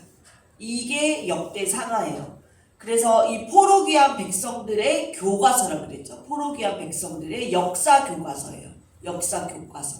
그게 역대상하. 아담부터 바사왕 고레스 칙령까지 내용을 담고 있다. 그러다 보니까 내용이 얼마나 방대하겠어요. 아담부터 시작해가지고 이 페르시아, 이 고레스 칙령까지 나오니까요. 그래서 어떻게 해요? 족보 형태를 많이 사용합니다. 족보 형태로 압축해서 기록을 한 거를 우리가 이따가 역대사가 공부 때 볼 거예요. 그 다음에 방가로 5번 느헤미야. 느헤미야는 에스라와 12년 정도 활동을 같이 합니다. 그리고 이 선지자는 어디에 삘이 꽂혔다고 했어요? 국방 강화에 삘이 꽂혔어요. 국방 강화. 그래서 뭐를 한다? 성벽을 재건한다. 이 삘이 얼마나 강하게 꽂혔는지 예루살렘에 귀환하고 나서요. 대략 50일 만에 성벽 재건을 완성을 한대요. 그러니까 밤낮 쉬지 않고 이 성벽을 공사를 한 거죠. 자, 그 다음에 6번 말라기에서 이 에스라 느헤미야와 같은 시기에 활동했던 구약의 마지막 선지자입니다. 이렇게만 정리해 두시면 에스라 관련 성경 목록들 보실 수 있을 거예요. 자, 근데 중요한 건 뭐다? 키포인트는 에스라를 바닥에 깔아야 된다. 그래서 에스라가 깔아야 합계의 스가랴도 보이고, 에스라를 깔아야 그 다음에 나오는 에스더 사건이 보이고, 에스라를 깔아야 앞 역대상하 이 역사 교과서가 보일 수 있고, 에스라를 깔아야 그 뒤에 나오는 느헤미야와 말라기가 보일 수 있다라는 거예요. 자, 그 다음에 3번 워크북 153페이지 역대상하 공부하기. 자, 다 함께 읽어봅시다가 있습니다. 이거 누가 한번 크게 읽어주실까요? 포로 귀환 공동체의 역사를 기록한 에스라와 관련된 성경 목록을 정리했습니다. 자, 이제 이 목록들을 어떤 순서로 짜맞춰 읽는 것이 좋을까요? 에스겔을 읽고 난 지금 스토리 흐름상 성전 재건 역사를 기록하고 있는 에스라를 읽어야 합니다. 그런데 구약 목록 순서를 보면 오랑기상하 다음에 곧 에스라가 있는 것이 아니고 역대상하가 끼어 있습니다. 한 번 더 왕사 기록이 있다는 것입니다. 이 내용은 포로 귀환 공동체에게 에스라가 가르친 교과 내용이라고 쉽게 생각해 보자고 했습니다. 이것을 염두에 두고 에스라가 포로 귀환 백성들에게 다시 가르치고 싶어서 기록해 놓은 역대상하를 먼저 읽어보려고 합니다. 왜 다시 왕사를 읽어야 할까 하지 말고 포로로 잡혀갔다 돌아온 사람들이 배운 내용을 복습하는 의미로 정돈해 보십시다. 사실은 역사 흐름상 안 읽어도 되지만 한 번 더 읽는 것입니다. 그러나 포로 공동체가 신약 스토리를 읽을 주인공들이 점을 감안할 때 그들의 역사를 정돈하는 것은 의의가 있을 것입니다. 이렇게 포로 공동체의 역사 흐름 목록을 이어놓으면 대라이가 되는 것이랍니다. 네, 이게 무슨 말이에요? 오늘 포로 귀환 역사를 기록한 에스라와 관련된 성경 목록을 지금 우리가 보고 있는데요. 우리 십과에서 포로 시대를 배웠어요, 그렇죠?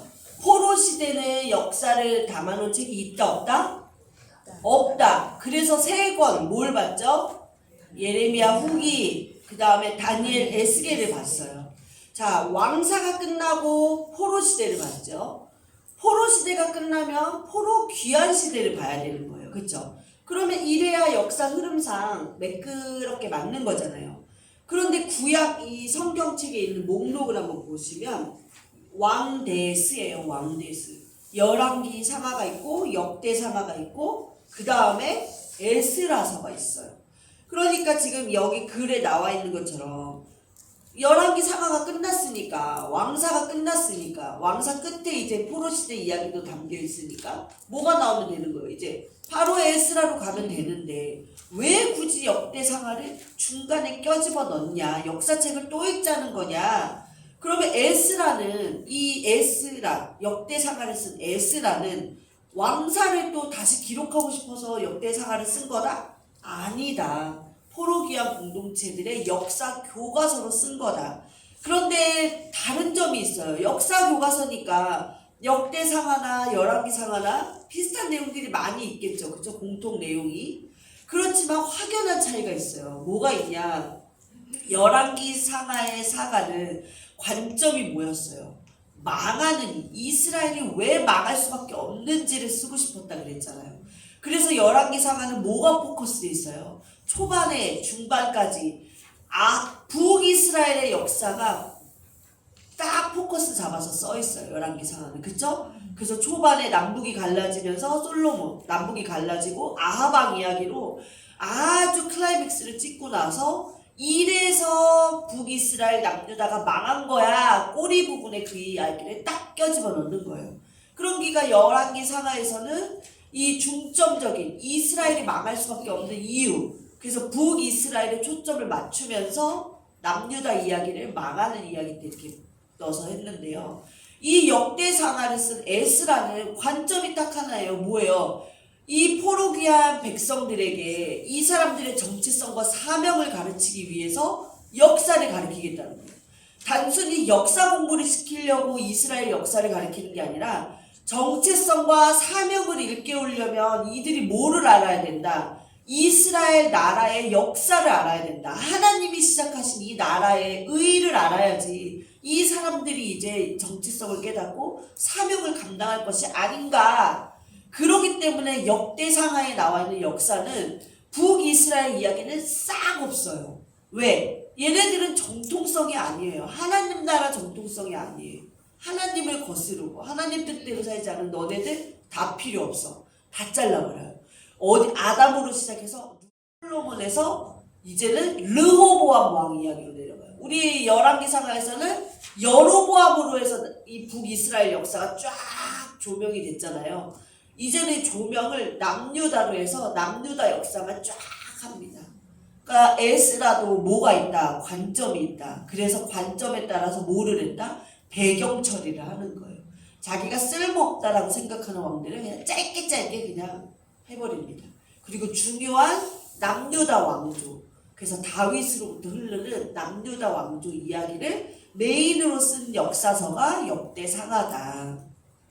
그래서 왜 흔히 막 공부할 때 열왕기상하는 왕들의 모든 이야기가 다 있고 역대상하는 남유다 이야기만 있어요. 이렇게 성경 공부를 저는 그렇게 배웠었거든요.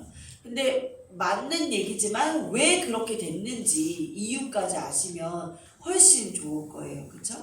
자, 그래서 이 에스라는 남방 유다 왕조만이 정통, 하나님 나라의 정통이다. 정통성이 흐르는 거다.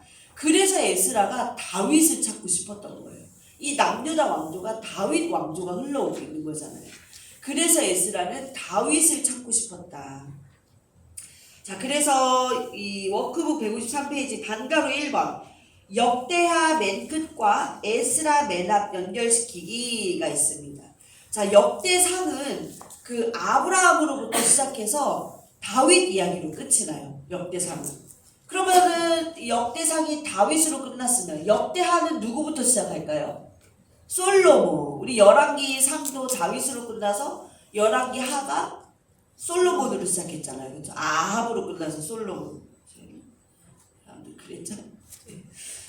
그렇게 시작합니다. 역대하는 솔로몬으로 시작해요. 솔로몬으로 시작해서 고레스 칙령으로 끝이 납니다. 그래서 역대상하는 이 아담 이야기부터 고레스 칙령까지 담고 있다라고 했죠. 그런데 이 다음에 바로 역대상하 바로 다음에 나오는 에스라서는 고레스 칙령부터 이야기가 나와요. 성경에서. 우리 성경 본문으로 한번 제 말이 맞는지 확인해 볼게요. 역대상 1장 한번 찾아보세요.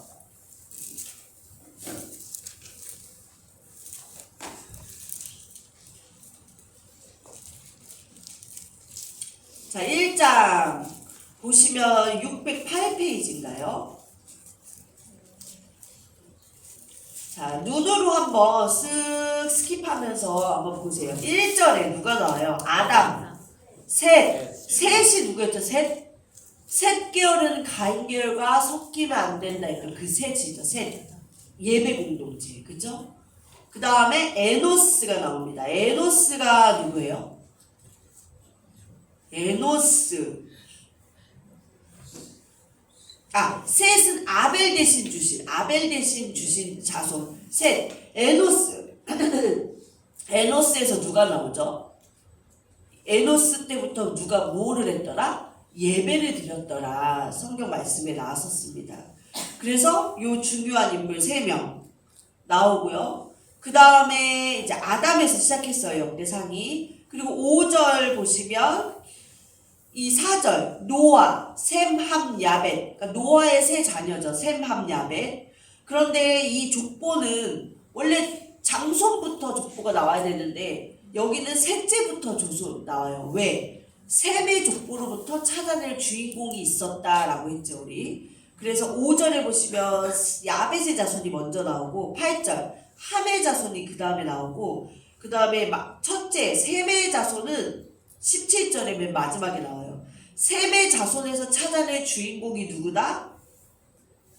27절 아브람, 곧 아브라함은 조상들이요. 아브라함을 찾아낸다라고 우리 배웠습니다. 그리고 28절에 보시면 이제 아브라함의 자손들 이야기가 쭉 나와요. 34절 아브라함은 이삭을 낳고 그리고 그 다음에 밑에 이삭의 아들은 에서와 이스라엘, 야곱이죠. 이더라에서 나오고요. 이렇게 해서 아브라함 아들들의 계보가 쭉 나와요. 그 다음 장에도 보시면 계보가 쭉 흘러나오고 있습니다. 이게 뭐예요? 에스라가 하고 싶은 말이 뭐예요? 족보를 그냥 써놓은 게 아니라 이 사람들, 아담부터 시작된 이 사람들이 너네들의 뿌리야. 너네들의 조상이야. 역사가 지금 이렇게 흘러온 거야. 이 안에 담겨있는 많은 이야기들을 다 서술해서 쓸 수 없으니까 압축해서 족보 형태로 역사책을 시작을 하고 있다라는 겁니다. 자, 이 사람들이 이렇게 흘러와서 지금 우리가 여기에 존재하는 거야. 여기가 어디예요? 여기 고레스 칙령을 받는 이 자리에. 그래서 에스라서는 고레스 칙령을 받는 그 시간부터 작성이 됩니다.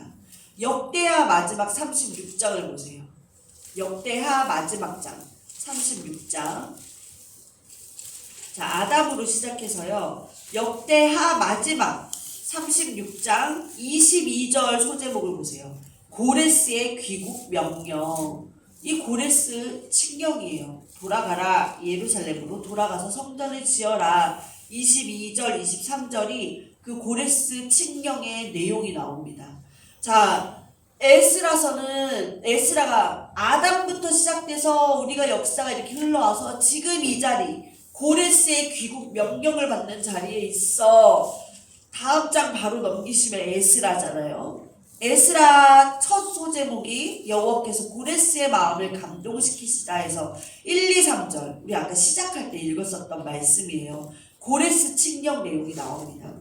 그런데 우리 이제 여기 한 장이니까 앞뒤 이렇게 왔다 갔다 하시면서 역대하 마지막 22절 23절 하고요. 에스라 2장 3장 에스라 1장 2절 3절 왔다 갔다 하면서 비교해 보세요. 어때요? 되게 똑같아요. 그쵸? 엄청 똑같습니다. 그쵸? 똑같은 말씀이에요. 그래서 역대하의 마지막과 에스라 맨 앞부분을 연결시키면 어떻게 되는 거예요? 큰 역사책 하나가 두 개가 하나의 큰 역사책이 되는 겁니다. 역대상하와 에스라는 이렇게 연결되어 있다.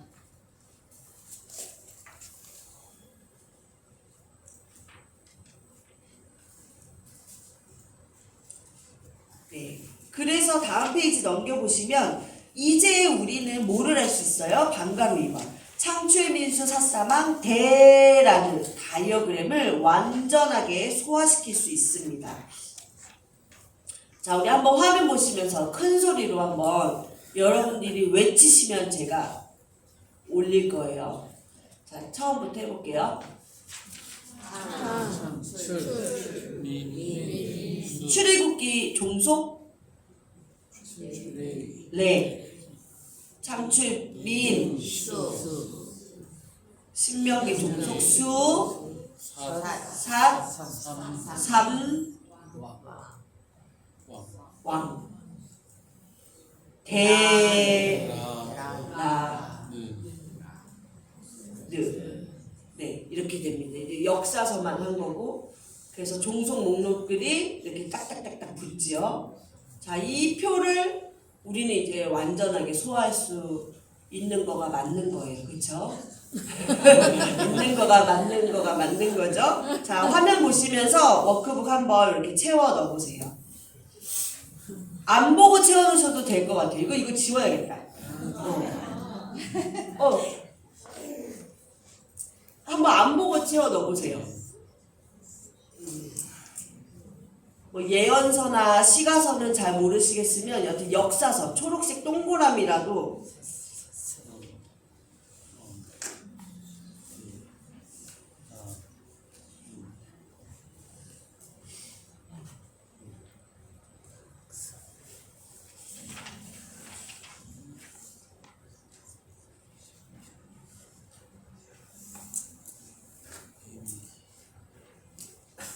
다 넣으셨어요? 그러면 한번 화면 보시면서 내가 맞게 했나 한번 봐보세요.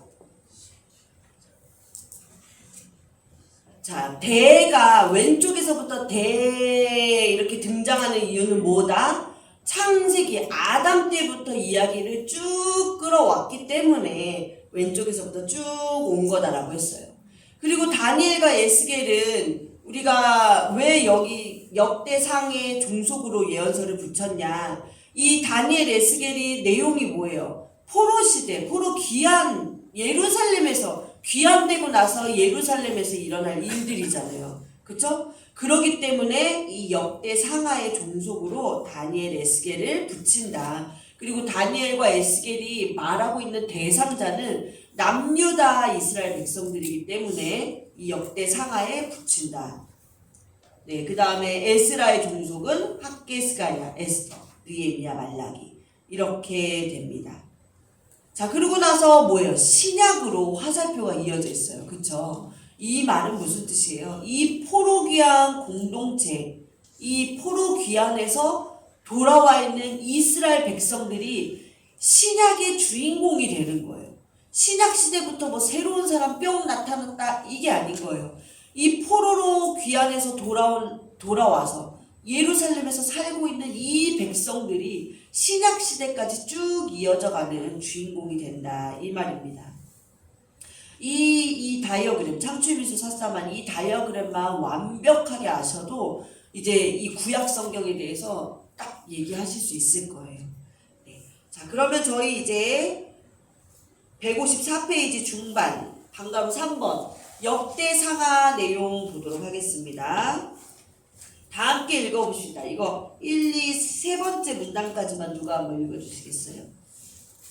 1, 2, 3번 문단까지. 성경은 재건되었지만 말씀을 잘 모르는 백성을 보며 에스라는 안타까웠습니다. 그들은 예루살렘이 멸망한 지 약 100년에서 150년 후에 태어난 사람들이었어요. 그러니 제대로 성경을 배울 기회도 없었을 것입니다. 바벨론에서 태어났고 제대로 교육을 못 받았을 말입니다. 모세 시대 광야 이세대처럼 조상들이 경험한 것을 잘 몰랐을 것입니다. 모세가 과거 역사를 소상히 가르쳐서 신명기라는 교육서를 남겨준 것처럼 에스라도 그렇게 한 셈이지요. 그 책이 바로 역대상 하하다 이 말이에요. 내용은즉 이렇습니다. 약 130여 년 전 바벨론에 멸망한 유다는 어떤 나라인가? 어쩌다가 이렇게 포로로 오게 되었는가? 유다 나라는 언제부터 시작된 나라인가? 그 뿌리는 어디이며 무엇 때문에 이 나라가 시작되었는가? 유다의 왕은 누구신가? 이런 질문을 배선에 깔고 흐르는 이야기가 역대 상하 줄기입니다. 이 왕은 우주를 창조하신 하나님이시다. 아담을 지으신 분이시니 세계 역사의 왕이시다. 왕 중의 왕이시다. 그의 나라는 다윗 왕조로 대표된다. 다윗이야말로 그 왕의 대리 통치자다. 그렇습니다. 다윗의 길로 가기만 하면 하나님 나라 다윗 왕조는 영원할 것입니다.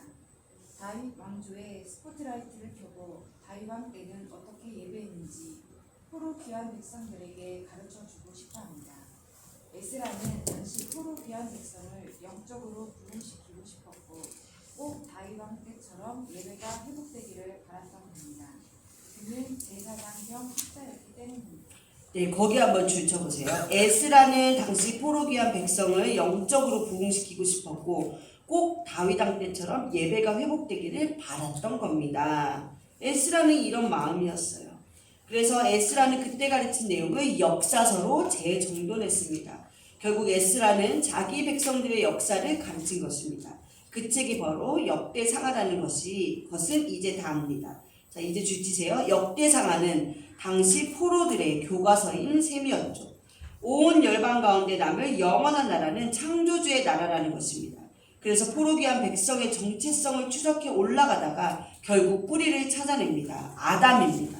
이스라엘의 하나님 여호와는 우주적인 왕이시며 유다 포로 귀한 공동체는 그 나라의 백성이라는 겁니다. 에스라와 연결되어 있는 역대상하를 이런 관점으로 읽자는 겁니다. 자, 역대상하는 크게 네 부분으로 구성되어 있습니다. 얼핏 보면 열왕기 상하를 복습하는 것 같습니다. 그러나 다릅니다. 솔로몬 왕 이야기서부터 바벨론 포로까지를 다루는 열왕기 기록에 비해 창조부터 고레스 칙령까지라는 가장 긴 역사를 다룹니다. 네, 여기 솔로몬 왕 이야기부터 여기서 계속 주의치세요. 또 북방 이스라엘 왕사는 다루지도 않습니다. 진정한 왕사는 남방 유다라는 고집입니다. 포로 귀환에서 성전을 재건하며 살아가는 이들이야말로 영원히 남을 하나님 나라 백성이라는 것입니다. 네, 그래서 방금 제가 설명했었던 것처럼 북방 이스라엘 왕사는 다루지도 않는다. 그래서 다음 페이지 넘기시면 빈 표가 있는데, 자, 화면 보시면서 거기다 한번 적어 보세요. 이 역대상하는 크게 4개의 카테고리로 나눌 수 있다. 역대상 1장에서 9장, 그 다음에 10장에서 29장, 그 다음에 역대하 1장에서 9장, 그 다음에 10장에서 마지막 장까지 이렇게 4덩어리로 나눌 수 있다. 첫 번째 덩어리는 아담, 다윗 이전까지 족보, 그 다음 두 번째 덩어리는 다윗, 세 번째는 솔로몬, 네 번째는 이제 유다 열왕의 역사, 남유다 역사만 하는 거예요. 그리고 고레스 칙령까지. 그러니까 고레스 칙령까지 담았다라는 뜻은 포로 귀한 이야기까지 담아져 있는 역사서다라는 거죠.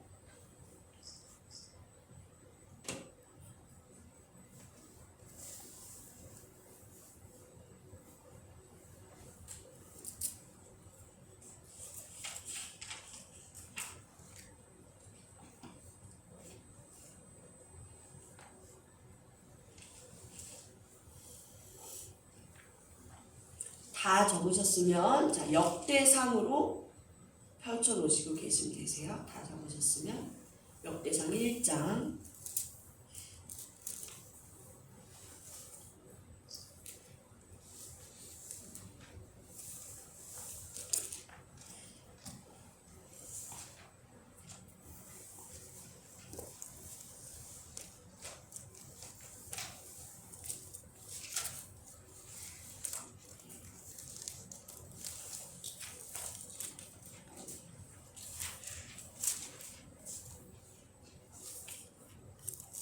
다 적으셨어요? 네. 자, 그러면 역대상 1장 저희 방금 봤었는데 다시 한번 그 족보를 한번 보도록 하겠습니다. 자, 사람들이 족보니까 사람들이 이름이 엄청 많이 나오는데 중요한 사람들 뭐 동그라미를 치시든 형광펜을 치시든 한번 체크하고 넘어갈게요. 1장 1절 아담, 셋, 아벨, 죽은 아벨 대신 주신 자손, 셋, 에노스, 예배가 다시 시작된 공동체 에노스. 그 다음에 4절에 노아, 셈으로부터 나온 자손. 27절에 아브라함. 그 다음에 아브라함의 자손들 34절에 보시면 이삭, 그리고 그의 자손 에서, 이스라엘 나오죠. 그 다음에 대상 2장으로 갑니다. 2장 넘어가셔서 이제 이스라엘의 아들들은 이러하니 그러면서 1절, 2절에 이스라엘 12지파 12형제의 명단이 나와요. 여기도 한번 줄 쳐보세요. 그 중에서 우리가 중요하게 볼 게 유다. 그 다음에 4절 보시면 이 유다 자손, 유다가 왜 중요해요? 유다 자손에서 누가 나왔어요? 4절에 보시면 베레스와 세라, 쌍둥이 나왔다고 그랬었죠. 그쵸? 우리 옛날에 이거 룻과 보아스의 결혼식 주례사로, 그쵸? 이 다말과 유다 줄의 이야기를 했다. 장로들이 이거 배웠었었죠. 우리 룻기 배울 때. 기억나시는 거 맞죠? 네. 베레스, 베레스의 아들이 5절 헤스론에도 한번 표시해 보세요. 헤스론의 아들 9절에 가면 람, 여라무에가 람과 글루베가 있는데 람, 그리고 람의 자손 암미나답 10절 암미나답, 그 다음에 암미나답의 자손 11절에 살마, 암미나답의 자손 나손 10절 그 뒤에 나손 먼저 하시고, 그 다음에 살마 11절에 살마, 그리고 살마가 누구를 낳아요? 보아스. 그 다음에 12절 보아스는 오벳은 이세를 낳고, 그 다음에 그러니까 보아스 오벳 이세 체크하시고 15절에 일곱째로 다윗을 낳았더라. 그죠? 그래서 이렇게 다윗을 찾아가는 역사, 자손, 족보만 기록을 합니다. 자, 그리고요, 다윗 왕으로부터 이제 왕과 그 다음에 나오는 이야기들은 또 쭉쭉 그 자손들 이야기가 쭉쭉 다 나옵니다. 그래서 3장으로 넘어가시면 다윗 왕의 아들과 딸 이야기가 나와요. 그래서 5절에 보시면 솔로몬이 나옵니다. 이름이 나오죠, 5절에. 그리고 10절부터 솔로몬 시대 이후부터 솔로몬의 아들 르호보암부터 이 나라가 분열이 됐잖아요. 남과 북으로요. 그쵸? 그래서 보시면 10절 솔로몬의 아들은 르호보암이요. 자, 여기 조그맣게 번호 표시 한번 하실 수 있으면 르호보암의 1 한번 해보세요. 자, 남유다는 왕이 몇 명 있었다 그랬죠? 네? 네? 20명. 자, 그러면 지금 한번 솔로몬 왕의 자손이니까 20명의 왕의 이름이 있어야 돼요. 그쵸? 한번 볼게요. 르호보암 1, 그의 아들 아비야 2, 그의 아들 아사 3, 아들 여호사밧 4, 그 다음에 11절 요람 5, 그 다음에 그의 아들 아하시야 6. 자, 여기서 잠깐 멈추세요. 6까지만 적으셨죠. 그 다음에 그의 아들은 요아스. 자, 요아스 다음에는 12절 아마샤, 그 다음에 아사랴, 그 다음에 요담, 그 다음에 13절에 아하스, 그의 아들은 히스기야, 그 다음에 므낫세, 아몬, 요시야부터 우리 왕 이름 외웠잖아요. 요시야. 15절에 요하난이 여호아스가 요하난이에요. 그 다음에 여호야김, 그 다음에 16절에 가시면 여호야김의 아들은 여고냐가 여호야긴, 그 다음에 그의 아들 시드기야요. 여기까지 해서 남유다 왕이 끝나는 거예요. 세어보시면 근데 19명밖에 안 나왔어요. 한 명 빠진 거 누군지 아시는 사람? 제가 아이스크림 사드릴게요. 한 명. 20명인데 한 명. 누가 빠졌을까요? 아니야. 솔로몬은 치지 않고 솔로몬 다음부터 20이니까 우리 요시야 왕이 죽을 뻔했는데 살아난 거잖아요. 그쵸? 누가 죽이려고 했죠? 이 남방 다윗 왕조의 씨를 다 전멸하려고 했던 여왕이 한 명 있었어요. 그쵸? 누구였어요? 아달랴 여왕. 이 사람이 7대 여왕이었어요. 근데 보세요. 여기 아달랴 싹 뺐잖아요. 그쵸? 에스라는 이런 사람이에요. 필요 없다 이거예요. 필요 없는 사람은 왕이랄지라도 싹 빼버리는 거예요. 왜? 이 사람은 다윗 혈통이 아니었잖아요. 그쵸? 아합과 이세벨의 딸이었잖아요. 그러니까 북이스라엘 왕과 아합이라는 이세벨이라는 이방 여인, 그러니까 완전 다윗의 피가 1도 없는 여자가 남유다 여왕이 된 거기 때문에 싹 빼버립니다. 아주 재밌죠? 이렇게 보니까. 저만 재밌나요? 저 되게 재밌게 봤거든요, 이거. 네, 그래서 이렇게 철저하게, 완전히 철저하게 남방 유다만, 정통 다윗의 혈통만 기록을 합니다. 에스라의 관점이에요. 이런 사람이 누구다? 바로 너네야. 이렇게 다윗의 피가 흐르는 사람이 누구야? 포로에서 돌아온 너네들이 이 소중한 다윗의 피가 흐르는 사람들이야. 그러니까 이제 정신 차리고 성경 공부해서 제대로 사명 감당하면서 살자 외치고 있는 것입니다. 그리고 이제 3장 17절 보시면 사로잡혀간 여호야긴이 2차 포로로 바벨론에 잡혀갔었잖아요. 그쵸? 그래서 여호야긴과 그의 아들들 이름이 이제 쭉 나와요. 그러니까 다시 말하면 뭐예요? 사로잡혀간 왕가 사람들 이름이 쭉 나옵니다. 이때 여호야긴과 함께 에스겔이 2차 포로로 잡혀가면서 이 바벨론의 느부갓네살 왕이 누굴 다 잡아가요? 이 예루살렘에 있는 똑똑한 사람들, 기능공들, 고급 인력들, 왕가 사람들 다 잡아가잖아요. 그 명단, 왕가 명단들이 이제 여기 17절 밑으로 쭉 나오고 있습니다. 자, 그 다음에 이제 4장부터는 유다의 자손은 이렇다라고 해서 쭉 나오고요. 5장 루벤의 자손은 이래요. 그 다음에 6장에 보시면 레위의 가게, 레위 지파 사람들 이제 이름들이 쭉 열거되어 있어요. 그래서 31절, 6장 31절 소제목 보시면 회막 앞에서 찬송하는 사람들 해서 특별히 이 성전에서 찬양으로 봉사하는 성전 일꾼들 이름까지도 자세하게 기록을 하고 있습니다. 자, 그리고 9장으로 보시면 소제목이 뭐예요? 포로에서 돌아온 백성. 그러니까 이제 뭐예요? 포로에서 돌아온 사람들 이야기를 해요. 그러면서 이렇게 해서 역대상 1장에서 9장 첫 번째 덩어리는 아담에서 시작해서 다윗 이전까지의 족보들이 쭉 나오고 있습니다. 아담부터 포로에서 돌아온 백성들까지 이 명단이 쭉 기록이 되어 있는 거예요. 다시 말하면 아담의 정통성, 다윗의 정통성을 갖고 있는 이스라엘 백성들이 바로 포로로 잡혀갔다 온 너네들이다. 그러면서 역사를 기록을 합니다. 그러면서 이제 뭐를 하냐면 9장 말미에 9장 35절 소제목이 보시면 사울의 족보 해가지고 사울 왕의 족보를 시작을 해요. 그러니까 어떻게 보면 사무엘상 기록이 이제 시작이 되는 거죠. 이제 뭐가 나오겠다는 거예요? 왕사를 내가 거론할 거야 라는 의미예요. 그래서 10장 보시면 사울 왕이 죽다.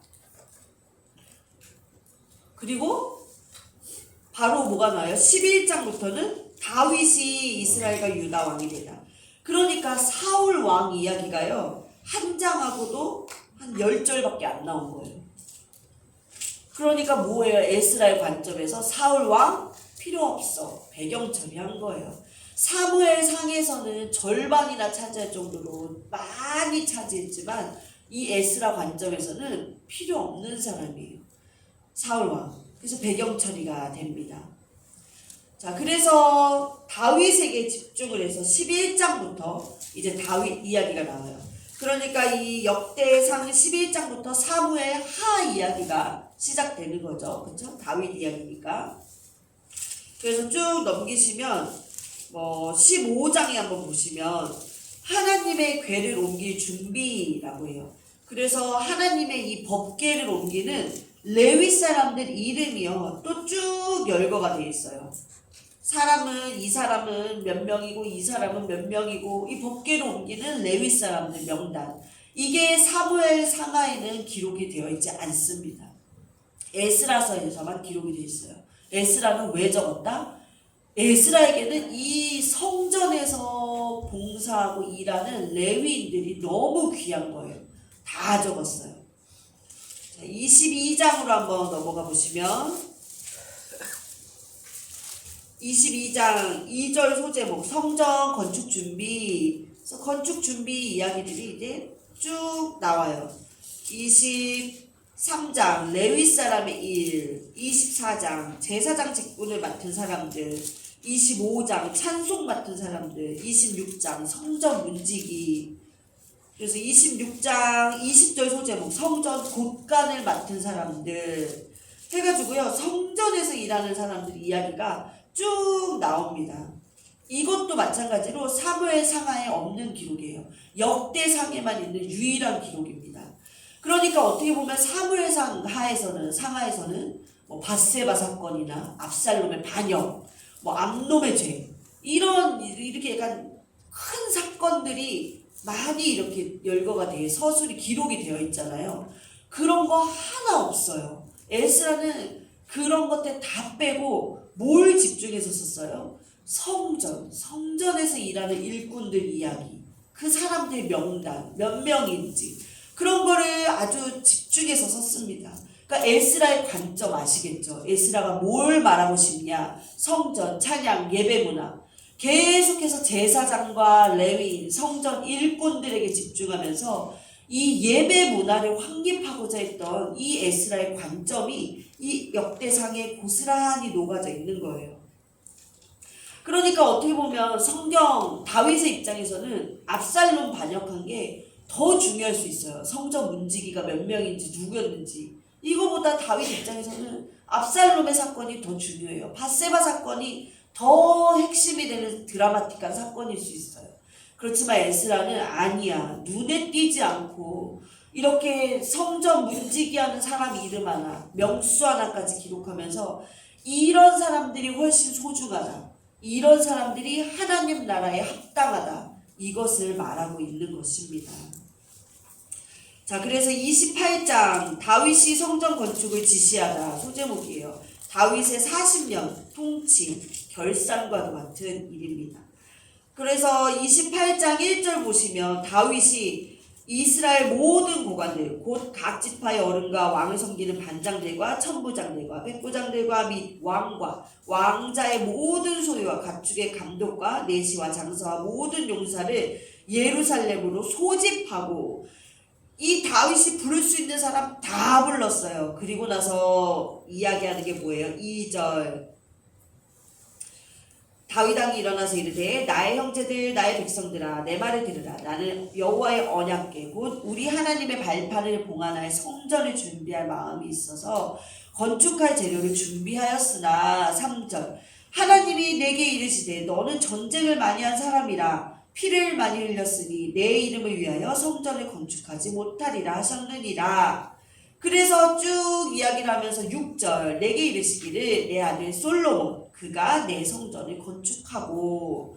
그러니까 뭐예요? 다윗이 사람을 있는 사람 없는 사람 다 불러 모아서 성전을 건축하고 싶었는데 나는 안 된대. 근데 내 아들 솔로몬이 한대. 하나님이 솔로몬에게 시키셨어. 이거를 말을 해요. 그러니까 에스라는 다윗에게 집중하는 이 에스라, 이 성전 건축을 향한 열망이 있는 거예요. 성전 문화 확립에 대한 열망이 있는 에스라는 다윗에게 이렇게 집중하고 있습니다. 자, 그래서 보시면 11절에 보시면 뭐 설계도도 솔로몬에게 줬다 뭐 그런 얘기가 나와요. 그리고 이제 13절부터 보면 성전을 섬기는 데 쓰이는 모든 그릇들의 양식에 대해서 이제 쭉 설명을 하고 있습니다. 그래서 29장 넘어오시면 성전 건축에 쓸 예물, 그래서 2절 내가 이미 내 하나님의 성전을 위하여 힘을 다하여 준비하였다니. 다윗은 성전에 쓰일 모든 재료들을 다 준비했다. 힘을 다하여 준비했다라고 합니다. 그리고 나서 10절 위에 소제목 다윗의 감사기도, 감사기도로 끝마무리하는 다윗을 기록하고 있습니다. 여기까지가 역대상이에요.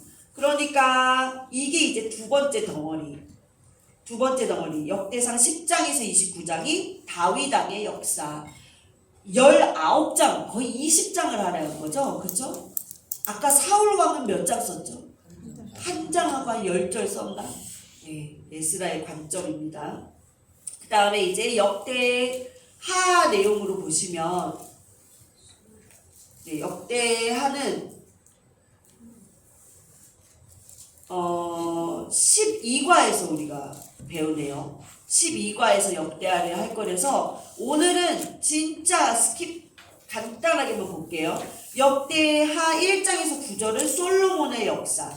솔로몬의 역사는 어디에서 나오죠? 우리 열왕기 상 1장에서 11장까지 나옵니다. 그래서 그 내용을 배우는 거고, 역대하 10장에서 36장까지는 이제 유다 열왕, 나머지 솔로몬 이후부터 나오는 남유다 왕들, 그리고 고레스 칙령, 포로기한 시대까지 이야기가 나옵니다. 요 두 부분은 다음 주에 우리 12과에서 마지막으로 배우게 됩니다. 이렇게 해서 우리가 역대상도 마무리를 했어요. 자, 그러면 이제 마무리 읽고 오늘 10일과 공부를 마칠 거예요.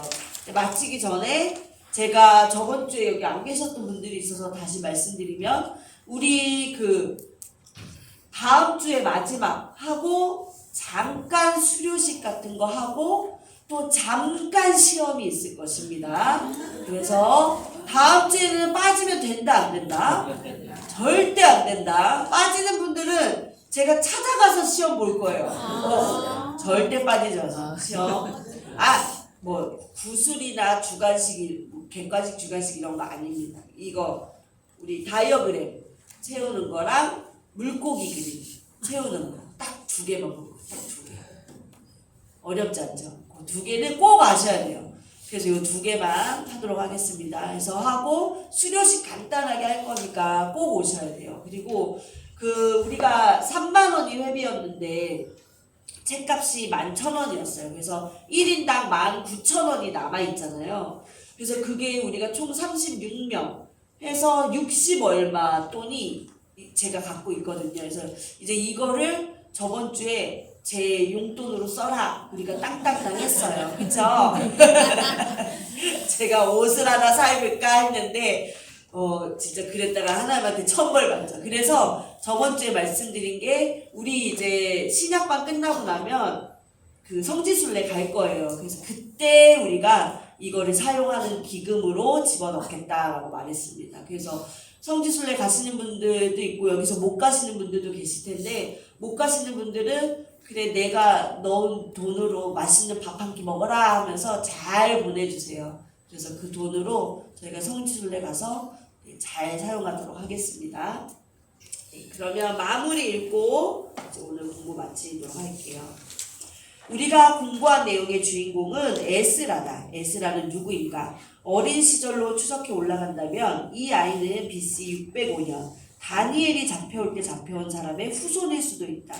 아니면 그때로부터 8년 후 에스겔이 잡혀올 때 잡혀온 사람의 후손일 수도 있다.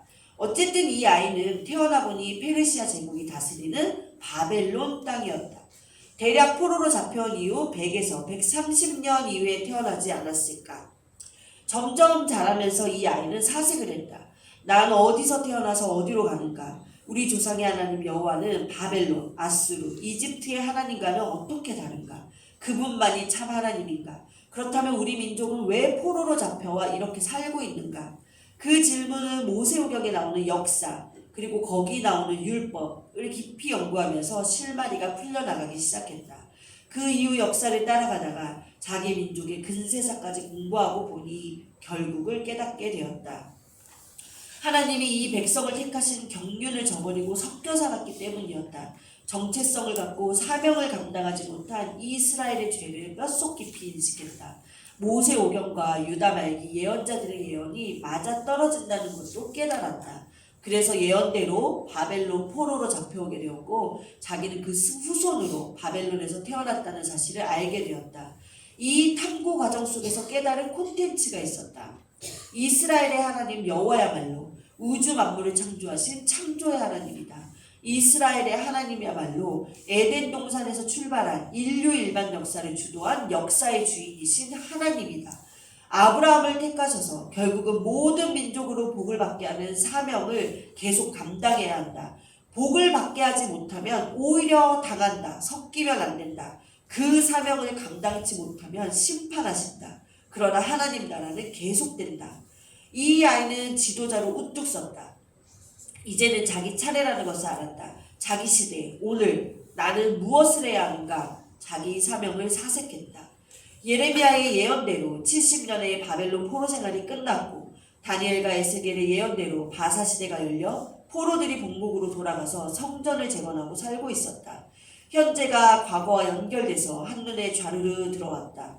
현재에 귀환하여 성전을 재건하고 살고 있는 저 동포들이야말로 창세로부터 시작해온 하나님 나라 공동체 역사를 잇는 위대한 사람들이라는 생각이 들었다. 아담, 셋, 에노스, 노아, 셈, 아브람, 이삭, 야곱으로 이어져서 모세 시대를 거쳐 사사 시대, 다윗, 르호보암을 타고 흐르다가 왕정 시대를 거쳐 포로로 잡혀와 살다가 다시 돌아가 있는 저 내 백성들, 현재 저기 예루살렘에서 성전을 다시 짓고 살고 있는 백성들이야말로 하나님 나라가 지금까지 흘러왔다는 것을 증명하는 사람들이었다.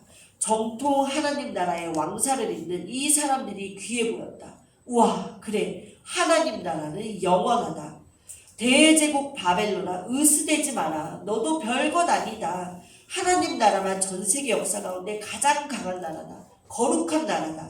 이 사실을 깨닫는 에스라 같은 사람을 통해 하나님 나라는 다시 이어져가는 것이다. 이 과정에서 성경 공부는 핵심이다. 학사였던 그가 깨달은 내용을 백성들에게 가르침으로 이루어졌다는 것이다. 구약 성경 마지막 무대에는 이렇게 에스라가 우뚝 서 있다. 에스라가 우뚝 서 있는 모습 여러분들 눈에 보이시나요? 오늘까지 해서 이제 포로 귀환 시대 거의 막바지 다 배웠어요. 다음 주에 에스라 조금 더 자세히 공부하고 역대하 마지막으로 공부하고 느헤미야, 말라기 끼워 읽기 하면서 이제 이 구약 성경 공부가 끝이 나게 됩니다. 자, 우리 다음과 제목 크게 읽어보고 한번 다 같이 크게 읽어볼게요. 다음 12가 제목 시작! 앞으로 하나님의 나라가 가까이 올 것 같은 예감이 들지 않는가? 예감이 드세요? 네. 네, 제가 기도하고 마치겠습니다. 살아서 역사하시는 하나님, 하나님 나라에 대한 하나님의 사랑과 열심을 우리가 감히 바라봅니다. 하나님, 우리같이 죄 많고 늘 죄짓고 회개하고 다시 무너지는 우리들 하나님 끝없이 사랑하시고 변함없이 사랑하셔서 나라가 망해가고 포로로 끌려가는 그 순간에도 하나님께서 끊임없이 선지자들을 보내시고 사랑의 말씀, 위로의 말씀, 다시 회복될 거라는 말씀을 주시니 하나님 그 말씀을 나의 말씀으로 감사히 받아들입니다. 나의 삶 가운데서도 내 부분이 무너지고 있습니까? 내 어느 한 부분이 망해가고 있습니까? 좌절하고 있습니까?